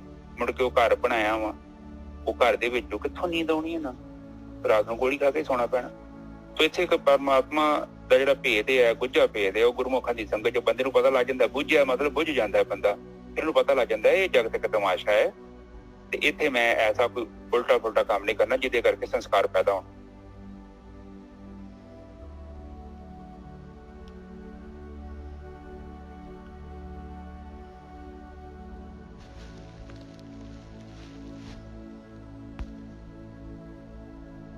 कहे नानक सृष्ट का मूल रचिया ਤਾਂ ਤੂੰ ਜਗ में आया। ਕਹਿੰਦੇ ਸ੍ਰਿਸ਼ਟੀ ਦਾ ਮੂਲ ਮਾਲਕ ਪਰਮਾਤਮਾ ਨੇ ਇਸ ਤਰੀਕੇ ਦੇ ਨਾਲ ਸੰਸਾਰ ਬਣਾਇਆ ਹੈ ਭਾਈ ਕਿ ਜੀਵ ਭੇਜਣੇ ਆ ਮਾਲਕ ਪਰਮਾਤਮਾ ਨੇ, ਤਾਂ ਸ੍ਰਿਸ਼ਟੀ ਬਣਾਈ ਆ, ਤਾਂ ਇਹ ਰਚਨਾ ਕੀਤੀ ਹੈ ਸ੍ਰਿਸ਼ਟੀ ਦੀ। ਮੂਲ ਮਕਸਦ ਇਹ ਹੈਗਾ ਕਿ ਇੱਥੇ ਜਿਹੜੇ ਕਰਮ ਭੂਮੀ ਹੈਗੀ, ਇੱਥੇ ਜੀਵ ਭੇਜਣੇ ਆ ਮਾਲਕ ਨੇ, ਔਰ ਇੱਥੇ ਜਿਹੜਾ ਹੈਗਾ ਉਹਨਾਂ ਨੂੰ ਵਾਚ ਕਰਨਾ ਹੈ, ਸਮਾਂ ਦੇਣਾ ਹੈ ਉਹਨਾਂ ਨੂੰ। ਇੰਨੀ ਦੇਰ ਤੱਕ ਆ ਗੇਮ ਜਿੱਤਣੀ ਆ, ਆ ਕਾਮ ਕ੍ਰੋਧ ਲੋਭ ਮੋਹ ਹੰਕਾਰ ਆ ਖੇਡ ਪਾਈ ਆ ਤੇਰੇ, ਇਸ ਖੇਡ ਨੂੰ ਜਿੱਤ ਕੇ ਆਉਣਾ ਹੈ। ਇਹਦੇ ਵਾਸਤੇ ਜੋਤ ਰੱਖੀ ਹੈ ਮਾਲਕ ਪਰਮਾਤਮਾ ਨੇ, ਇਹਦੇ ਵਾਸਤੇ ਜਿਹੜਾ ਹੈਗਾ ਜੀਵ ਆਇਆ, ਸਰੀਰ ਲੈ ਕੇ ਆਇਆ ਹੈ। ਹਾਂਜੀ ਵੀਰ ਜੀ। ਬਿਲਕੁਲ ਠੀਕ ਹੈ ਜੀ। ਮਨੁੱਖਾ ਜਨਮ ਮਿਲਿਆ ਔਰ ਤੈਨੂੰ ਇੱਕ ਬਹੁਤ ਵਧੀਆ ਮੌਕਾ ਵਾ। ਇਹ ਤੈਨੂੰ ਰੱਬ ਨੇ ਜੋਤੀ ਦਿੱਤੀ ਹੈ, ਤੈਨੂੰ ਸੋਝੀ ਦਿੱਤੀ ਹੈ, ਤੈਨੂੰ ਬੁੱਧੀ ਦਿੱਤੀ ਹੈ, ਤੈਨੂੰ ਅਕਲ ਦਿੱਤੀ ਹੈ, ਤੈਨੂੰ ਦਿਮਾਗ ਦਿੱਤਾ, ਤੈਨੂੰ ਹੱਥ ਪੈਰ ਦਿੱਤੇ, ਤੈਨੂੰ ਗਿਆਨ ਇੰਦਰੀਆਂ ਕਰਮ ਇੰਦਰੀਆਂ ਦਿੱਤੀਆਂ। ਇੱਕ ਚੰਗਾ ਜੀਵਨ ਬਤੀਤ ਕਰ। ਜੇ ਤੇਰਾ ਜੀਵਨ ਹੀ ਜਾਨਵਰਾਂ ਵਰਗਾ ਹੈ, ਤੂੰ ਕੇਵਲ ਆਪਣੇ ਬਾਰੇ ਹੀ ਸੋਚਦਿਆਂ, ਆਪਣੇ ਸੁੱਖ ਬਾਰੇ ਸੋਚਦਾ ਹੈ ਔਰ ਆਲੇ ਦੁਆਲੇ ਵੇਂਦਾ ਹੀ ਨਹੀਂ ਪਿਆ, ਤੇ ਫਿਰ ਤੇਰਾ ਤੇ ਜਾਨਵਰਾਂ ਦੇ ਵਿੱਚ ਕੀ ਫਰਕ ਹੈ? ਫਿਰ ਤੇ ਉਹ ਜਾਨਵਰ ਵੀ ਉਹ ਵੀ ਤੇ ਜੀਵਨ ਬਤੀਤ ਹੀ ਕਰਦੇ ਆ, ਸਗੋਂ ਉਹ ਸਾਡੇ ਤੋਂ ਵਧੀਆ ਨੇ। ਢਿੱਡ ਭਰ ਗਿਆ ਤੇ ਸ਼ਾਂਤੀ ਨਾਲ ਬੈਠੇ ਰਹਿੰਦੇ ਨੇ, ਉਹਨਾਂ ਹੀ ਪਛਕਾਰ ਕਰਦੇ ਜਿੰਨੀ ਲੋੜ ਹੈ। ਪਰ ਤੇਰੀ ਤੇਰੇ ਕੋਲ ਬੁੱਧੀ ਹੈਗੀ ਆ, ਤੈਨੂੰ ਸੋਚਣ ਦੀ ਲੋੜ ਆ ਕਿ ਤੈਨੂੰ ਰੱਬ ਨੇ ਜਾਨਵਰਾਂ ਤੋਂ ਵੱਖਰਾ ਬਣਾਇਆ। ਤੇਰੇ ਕੋਲ ਰਹਿਣ ਲਈ ਵਧੀਆ ਘਰ ਨੇ, ਆਉਣ ਜਾਣ ਲਈ ਵਧੀਆ ਸਾਧਨ ਨੇ, ਪਾਉਣ ਲਈ ਵਧੀਆ ਕੱਪੜੇ ਨੇ। ਜਾਨਵਰ ਵੇਖ ਸਿਆਲ 'ਚ ਬੈਠੇ ਨੇ, ਪਰ ਤੇਰੇ ਕੋਲ ਘਰ ਵੀ ਹੈਗੇ ਨੇ। ਤੇ ਇਹਦੇ ਬਾਵਜੂਦ ਵੀ ਜੇ ਤੇਰੇ ਜੀਵਨ 'ਚ ਉਚਾਈ ਨਹੀਂ ਆਈ, ਫਿਰ ਜੋਤੀ ਪਾਉਣ ਦਾ ਕੀ ਫਾਇਦਾ ਹੋਇਆ? ਇਹ ਕਹਿੰਦੇ ਆ ਕਿ ਇਹ ਗੱਲ ਨੂੰ ਬੁੱਝਣਾ ਪੈਣਾ ਹੈ। ਗੁਰਮੁਖਾਂ ਦੀ ਸੰਗਤ 'ਚ ਬੰਦਾ ਜਦੋਂ ਰਹਿੰਦਾ, ਔਰ ਜਦੋਂ ਬੰਦਾ ਸਿਆਣਾ ਹੁੰਦਾ ਹੈ, ਉਹ ਸੋਚਦਾ ਹੈ, ਵਿਚਾਰਦਾ ਹੈ ਬੋਲਣ ਤੋਂ ਪਹਿਲਾਂ ਕਿ ਜੇ ਮੈਂ ਕੁਝ ਏਦਾਂ ਦਾ ਬੋਲਦਾ ਹੈ, ਇਹ ਗੱਲ ਕਿੱਥੇ ਪਹੁੰਚੇਗੀ। ਔਰ ਉਹ ਕੁਝ ਵੀ ਕੰਮ ਕਰਦਾ ਹੈ, ਉਹਦਾ ਰਿਜ਼ਲਟ ਵੇਂਦਾ ਹੈ ਕਿ ਇਹ ਜੋ ਮੈਂ ਕੰਮ ਕਰਦਾ ਤੇ ਕੱਲ ਨੂੰ ਕੀ ਹੋਊਗਾ। ਤੇ ਤੁਹਾਡੇ ਜੀਵਨ ਦੇ ਨਾ 95% ਜਿਹੜੇ ਮਸਲੇ ਹੱਲ ਹੋ ਜਾਣਗੇ। ਅਕਸਰ ਆਪਾਂ ਕੰਮ ਕਰ ਲੈਂਦੇ ਹਾਂ ਸੋਚਦੇ ਬਾਅਦ 'ਚ, ਪਰ ਪਹਿਲਾਂ ਸੋਚਣਾ ਹੈ, ਬਾਅਦ 'ਚ ਕੰਮ ਕਰਨਾ। ਇਹੋ ਹੀ ਫਰਕ ਹੈ। ਗੁਰਮੁਖ ਦਾ ਮਤਲਬ ਇਹੋ ਹੀ ਆ ਕਿ ਬਾਣੀ ਸਾਨੂੰ ਇਹ ਸਿਖਾਉਂਦੀ ਕਿ ਪਹਿਲਾਂ ਤੂੰ ਤੋਲੋ ਤੇ ਫਿਰ ਬੋਲੋ। ਪਹਿਲਾਂ ਕਰਮ ਨੂੰ ਵਿਚਾਰੋ ਕਿ ਜਿਹੜਾ ਮੈਂ ਕਰਮ ਕਰਾਂਗਾ ਕੱਲ ਨੂੰ ਕੀ ਰਿਜ਼ਲਟ ਕੀ ਨਿਕਲੇਗਾ। ਜੋ ਵੀ ਮੈਂ ਚੀਜ਼ ਬੀਜ ਰਿਹਾ ਉਹਨੇ ਉੱਗਣਾ। ਜੇ ਮੈਂ ਚੰਗੀ ਬੀਜਾਂਗਾ ਤਾਂ ਉਹ ਵੀ ਉੱਗਣੀ ਹੈ, ਤੇ ਬੁਰੀ ਬੀਜਾਂਗਾ ਉਹ ਵੀ ਉੱਗਣੀ ਹੈ। ਤਾਂ ਬੀਜਣ ਤੋਂ ਪਹਿਲਾਂ ਸਾਡੇ ਕੋਲ ਆਪਸ਼ਨ ਹੁੰਦਾ ਹੈ, ਉਹ ਕਰਮ ਹੈ। ਤਾਂ ਕਰਮ ਕਰਨ ਤੋਂ ਪਹਿਲਾਂ ਵਿਚਾਰ ਕਰਿਆ ਕਰੋ। ਭਾਵੇਂ ਕੋਈ ਵੀ ਕਰਮ ਕਰੋ, ਉਹ ਵੇਖੋ ਉਹਦਾ ਰਿਜ਼ਲਟ ਕੀ ਨਿਕਲੇਗਾ। ਔਰ ਜਦੋਂ ਤੁਸੀਂ ਇੰਨਾ ਸੋਚਣਾ ਸ਼ੁਰੂ ਕਰ ਦਿੱਤਾ ਤੇ ਤੁਹਾਡਾ ਤੇ ਜੋ ਪ੍ਰਮਾਤਮਾ ਦੇ ਵਿੱਚ ਜੋ ਫਾਸਲਾ ਹੈ ਉਹ ਖਤਮ ਹੋ ਜਾਏਗਾ। ਔਰ ਫਿਰ ਬ੍ਰਹਮੀ ਹੋ ਜਾਂਦਾ ਬੰਦਾ। ਔਖਾ ਕੰਮ ਨਹੀਂ ਹੈਗਾ। ਇਹ ਕਰਮ ਭੂਮੀ ਆ। ਜੋ ਵੀ ਕਰਮ ਅਸੀਂ ਕਰਦੇ ਆ ਨਾ, ਉਹਦੇ ਉੱਤੇ ਸਾਡੇ ਸੰਸਕਾਰ ਬਣਨੇ ਆ। ਔਰ ਜਿੱਦਾਂ ਦੇ ਕਰਮ ਬਾਣੀ 'ਚ ਲਿਖਿਆ, ਜੈਸਾ ਕਰਮ ਕਰੇ ਇਨਸਾਨ ਤੈਸਾ ਫਲ ਦੇਵੇ ਭਗਵਾਨ। ਇਹ ਜਿਹੜਾ ਨਾ ਬਾਣੀ 'ਚ ਥੋੜਾ ਜਿਹਾ ਦੂਸਰੇ ਤਰੀਕੇ ਨਾਲ ਲਿਖਿਆ। ਬਾਣੀ 'ਚ ਲਿਖਿਆ ਖੇਤ ਸਰੀਰ ਜੋ ਬੀਜੀਏ ਸੋ ਅੰਤ ਖਲੋਇਆ ਆਏ। ਬਾਣੀ 'ਚ ਇਸ ਤਰ੍ਹਾਂ ਬਿਲਕੁਲ ਸੇਮ ਗੱਲ ਉਹੀ ਆ, ਪਰ ਬਾਣੀ 'ਚ ਇਸ ਤਰ੍ਹਾਂ ਅੱਖਰ ਆ ਹੈਗੇ, ਖੇਤ ਸਰੀਰ ਜੋ ਬੀਜੀਏ ਸੋ ਅੰਤ ਖਲੋਇਆ ਆਏ। ਹਾਂਜੀ ਹਾਂ, ਉਹ ਕਹਿੰਦੇ ਸਰੀਰ ਜਿਹੜਾ ਹੈਗਾ ਤੇਰਾ ਉਹ ਖੇਤ ਆ। ਹਾਂ, ਉਹ 'ਚ ਜੋ ਵੀ ਤੂੰ ਬੀਜੇਗਾ ਤੇ ਕਰਮੀ ਬੀਜਣਾ। ਹੋਰ ਆਪਾਂ ਕੀ ਕਰਨਾ? ਆਪਾਂ ਕਰਮ ਹੀ ਆ ਨਾ, ਕਰਮ ਹੀ ਕਰਦੇ। ਕਰਮ ਭੂਮੀ ਹੈਗੀ ਆ, ਤੇ ਉੱਥੇ ਜਿਹੜਾ ਆਪਾਂ ਕਰਮ ਬੀਜਾਂਗੇ ਉਹਨੇ ਉਹ ਖਲੋਣਾ। ਔਰ ਬਾਣੀ ਤੇ ਸਾਨੂੰ ਇਹ ਕਹਿੰਦੀ ਆ ਕਿ ਤੂੰ ਸੋਚ ਕੇ ਵਿਚਾਰ ਕੇ ਵਿਵੇਕ ਤੋਂ ਕੰਮ ਲੈ। ਐਸੀ ਬਾਣੀ ਚ ਫਿਰ ਲਿਖਿਆ, ਐਸਾ ਕੰਮ ਮੁੱਲ ਨਾ ਕੀਜੀਏ ਫਿਰ ਪਛਤਾਈਏ। ਬਿਲਕੁਲ, ਇਸੇ ਆਨੰਦ ਸਾਹਿਬ ਦੇ ਵਿੱਚ ਹੀ ਲਿਖਿਆ ਹੋਇਆ। ਹਾਂ, ਏਦਾਂ ਦਾ ਕੰਮ ਨਾ ਕਰ, ਤੂੰ ਮੁੜ ਕੇ ਤੂੰ ਪਛਤਾਉਣਾ ਹੈ। ਹਾਂ, ਕੋਈ ਦੂਰ ਨਹੀਂ ਹੈ, ਫਰਕ ਥੋੜੀ ਹੈਗਾ ਹੈ। ਬੰਦੇ ਨੂੰ ਪਤਾ ਨਹੀਂ ਲੱਗਦਾ, ਮੁੜ ਕੇ ਬੰਦਾ ਪਛਤਾਉਂਦਾ। ਔਰ ਫਿਰ ਕੀ ਪਛਤਾਉਣ ਦਾ ਫਾਇਦਾ? ਤਬ ਪਛਤਾਨੇ ਸੇ ਕਿਆ ਫਾਇਦਾ ਜਬ ਚਿੜੀਆ ਚੁੱਕੀ ਕੇ। ਸੋ ਕਈ ਗੱਲਾਂ ਹੁੰਦੀਆਂ ਨੇ ਬੰਦਿਆਂ ਕੋ। ਹੁਣ ਇੱਥੇ ਇੱਕ ਨਾ ਸਾਡੇ, ਮੈਂ ਪਹਿਲਾਂ ਇੱਕ ਕੰਪਨੀ 'ਚ ਕੰਮ ਕਰਦਾ ਹਾਂ ਵੈਲੈਂਟਾਈਨ 'ਚ। ਉੱਥੇ ਲਾਗੇ NPCC ਕੰਪਨੀ ਨੇ, ਜਿਹੜਾ ਬੜੀ ਵੱਡੀ ਕੰਪਨੀ ਸੀ। ਤੇ ਇੱਕ ਮੌਰੀ ਸੀ ਸੁਪਰਡੈਂਟ, ਹੈ ਸੀ ਅਰਬੀ ਪਰ ਅਮਰੀਕਾ 'ਚ ਰਹਿੰਦਾ ਸੀ। ਤੇ ਉਹਨੇ ਬੜੇ ਲੋਕਾਂ ਦੀ ਨੌਕਰੀ ਖਾ ਲਈ। ਬਾਅਦ ਚ ਫਿਰ ਬੜੀ ਮਾਲਾ ਮਾਰੀ, ਪਰ ਮਾਲਾ ਕਿੱਥੋਂ ਉਹਨੂੰ ਚੰਗੀ ਲੱਗੇ। ਕਹਿੰਦਾ ਸੀ ਕਿ ਮੈਂ ਬਹੁਤ ਗੁਨਾਹ ਕੀਤੇ, ਮੈਂ ਕਿੰਨਿਆਂ ਬੰਦਿਆਂ ਦੀ ਨੌਕਰੀ ਖਾਧੀ। ਪਰ ਨਿੱਜੇ ਸਾਹਿਬ ਮੁੜ ਕੇ ਬੰਦਾ ਸੋਚਦਾ ਹੈ, ਫਿਰ ਉਹ ਚੀਜ਼ ਕਿੱਥੋਂ ਸਹੀ ਕਰ ਲੇਗਾ। ਇੱਕ ਬੰਦੇ ਦੀ ਨੌਕਰੀ ਖਾਧੀ ਆ, ਉਹਦੇ 2-3 ਬੱਚੇ ਨੇ, ਉਹ ਘਰ ਚ ਤਾਂ ਸੰਕਟ ਪਾਤਾ, ਬੱਚਿਆਂ ਦੀਆਂ ਫੀਸਾਂ, ਉਹਨਾਂ ਦੇ ਘਰ ਦੇ ਖਰਚੇ। ਕਿ ਕੇਵਲ ਇਹ ਮਾੜੀ ਜਿਹੀ ਛੋਟਾ ਜਿਹਾ ਹੰਕਾਰ ਹੁੰਦਾ ਬੰਦੇ ਦਾ, ਤੇਰੇ ਕੋਲ ਸ਼ਕਤੀ ਤੂੰ ਸਹਿਣ ਕਰੀ ਜਾਨਾ। ਇਸ ਲਈ ਕਹਿੰਦੇ ਕਰਮ ਕਰਨ ਤੋਂ ਪਹਿਲਾਂ ਕਹਿੰਦੇ ਜੋੜਨ ਨਾਲ ਦਾ ਪੁੰਨ ਕੋਈ ਨਹੀਂ ਤੇ ਤੋੜਨ ਨਾਲ ਦਾ ਪਾਪ ਕੋਈ। ਸੋ ਵਿਚਾਰ ਕਰਿਆ ਕਰੋ, ਕਿਉਂਕਿ ਇਹ ਜਿਹੜੇ ਸਾਡੇ ਕਰਮ ਨੇ ਇਹ ਨੈਗੇਟਿਵ એનર્ਜੀ ਨੂੰ ਸਾਡੇ ਲਾਗੇ ਲਿਆਉਂਦੇ ਨੇ। ਆਪਾਂ ਜਿੱਦਾਂ ਦੀ એનર્ਜੀ ਇਕੱਠੀ ਕਰਨਾ ਚਾਹਵਾਂਗੇ ਉਹੀ ਸਾਡੇ ਕੋਲ ਆਉਣੀ ਹੈ, ਚਾਹੇ ਚੰਗੀ ਸੱਦ ਲਓ ਤੇ ਚਾਹੇ ਬੁਰੀ ਸੱਦ। ਅੱਜ ਦੇ ਵਿਚਾਰ ਨਿੱਜਾ ਸਾਹਿਬ ਇੱਥੇ ਸਮਾਪਤ ਕਰੀਏ। ਹਾਂਜੀ, ਬਹੁਤ ਵਧੀਆ ਜੀ, ਬਿਲਕੁਲ ਵਧੀਆ। ਹਾਂ ਬਸ ਠੀਕ ਹੈ। ਸਾਧ ਸੰਗਤ ਜੀ ਥੋੜੇ ਬਹੁਤ ਇੱਧਰ ਉੱਧਰ ਦੇ ਵਿਚਾਰ ਕੀਤੇ ਨੇ, ਧਿਆਨ ਦਿਆ ਕਰੋ, ਕੋਸ਼ਿਸ਼ ਕਰਿਆ ਕਰੋ ਆਪਣੇ ਜੀਵਨ ਦੇ ਵਿੱਚ ਜਿਹੜਾ ਨਾ ਸੱਚਾਈ ਜਿੰਨਾ ਚਿਰ ਆਪਾਂ ਲੈ ਕੇ ਨਹੀਂ ਨਾ ਆਉਂਦੇ ਉਹਨਾਂ ਚਿਰ ਜੀਵਨ ਨਹੀਂ ਅਜੇ ਉੱਚਾ ਹੋਣਾ। ਬਾਣੀ ਪੜ੍ਹ ਕੇ ਜਿੱਥੇ ਮਰਜ਼ੀ ਵੇਖ ਲਓ, ਜੀਵਨ ਉੱਚਾ ਕਰਨ ਦੀ ਗੱਲ ਕਰਦੀ ਹੈ। ਹਾਂ ਅੰਦਰੋਂ ਵਿਚਾਰ ਆਉਂਦਾ ਹੈ, ਪਰ ਪ੍ਰਗਟ ਹੋਣ ਤੋਂ ਆਪਾਂ ਰੋਕ ਕੇ ਸਕਦੇ ਹਾਂ। ਮਨ 'ਚ ਵਿਚਾਰ ਆ ਗਿਆ ਦੁਰਕਰਮ ਕਰਨ ਨੂੰ, ਪਰ ਆਪਾਂ ਨਹੀਂ ਜਾਵਾਂਗੇ, ਇੰਦਰੀਆਂ ਤੇ ਸਾਡੇ ਹੱਥ 'ਚ। ਬਸ ਇੰਨਾ ਹੀ ਜਦੋਂ ਆਪਾਂ ਸੋਚਣਾ ਸ਼ੁਰੂ ਕਰਦੇ ਹਾਂ ਤੇ ਕੁਦਰਤ ਸਾਡੀ ਮਦਦ ਕਰਦੀ ਹੈ ਕਿ ਬੰਦਾ ਕੋਸ਼ਿਸ਼ ਕਰ ਰਿਹਾ, ਕਿਉਂਕਿ ਚਿੱਤ ਅੰਦਰ ਹੈਗਾ ਵਾ। ਚਿੱਤ ਦੇ ਵਿੱਚ ਤੇ ਸੰਸਕਾਰ ਪ੍ਰਗਟ ਹੋਣੇ ਆ ਮਾੜੇ ਕਰਮਾਂ ਨੂੰ ਕਰਨ ਵਾਸਤੇ, ਕਿਉਂਕਿ ਉਹਨਾਂ ਦੀ ਬੁਨਿਆਦ ਖਤਮ ਹੋਣੀ ਹੈ। ਆਪਾਂ ਨਹੀਂ ਕਰਦੇ ਤੇ ਨਹੀਂ ਹੋਣਗੇ, ਜੇ ਕਰਾਂਗੇ ਤਾਂ ਹੀ ਹੋਣੇ, ਨਹੀਂ ਕਰਦੇ ਤੇ ਨਹੀਂ ਹੋਣਗੇ, ਖਤਮ ਹੋ ਜਾਣੇ। ਭਗਤੀ ਕਰਨ ਦੇ ਨਾਲ ਇਹ ਸਾਰੇ ਸੰਸਕਾਰ ਨਸ਼ਟ ਹੋ ਜਾਂਦੇ ਆ। ਭਾਵੇਂ ਲੱਖਾਂ ਕਰੋੜਾਂ ਟਨ ਲੱਕੜ ਹੋਵੇ, ਇੱਕ ਤੀਲੀ ਦੇ ਨਾਲ ਨਸ਼ਟ ਕਰ ਸਕਦੇ ਹਾਂ ਆਪਾਂ, ਕੁਦਰਤੀ ਨਿਯਮ ਹੈ। ਇਸੇ ਹੀ ਤਰ੍ਹਾਂ ਕਿੰਨਾ ਮਰਜ਼ੀ ਸੰਸਕਾਰ, ਕਿੰਨੇ ਮਰਜ਼ੀ ਪਾਪ ਕੀਤੇ ਹੋਈਏ, ਨਾਮ ਰੂਪੀ ਸ਼ਕਤੀ ਦੇ ਨਾਲ ਨਸ਼ਟ ਹੋ ਜਾਂਦੇ ਨੇ। ਉਹ ਨਾਮ 'ਚ ਬਹੁਤ ਸ਼ਕਤੀ ਹੈ। ਸੋ ਆਪ ਜੀ ਦਾ ਸਾਰਿਆਂ ਦਾ ਬਹੁਤ ਧੰਨਵਾਦ, ਤੁਸੀਂ ਕਥਾ ਸੁਣਨ ਆਏ। ਠੀਕ ਹੈ ਨਿੱਜੇ ਸਾਹਿਬ, ਨਿਰਵਿਚਾਰ ਸਮਾਧੀ 'ਚ ਪ੍ਰਵੇਸ਼ ਕਰੀਏ ਹੁਣ। ਬਿਲਕੁਲ ਜੀ, ਬਹੁਤ ਵਧੀਆ।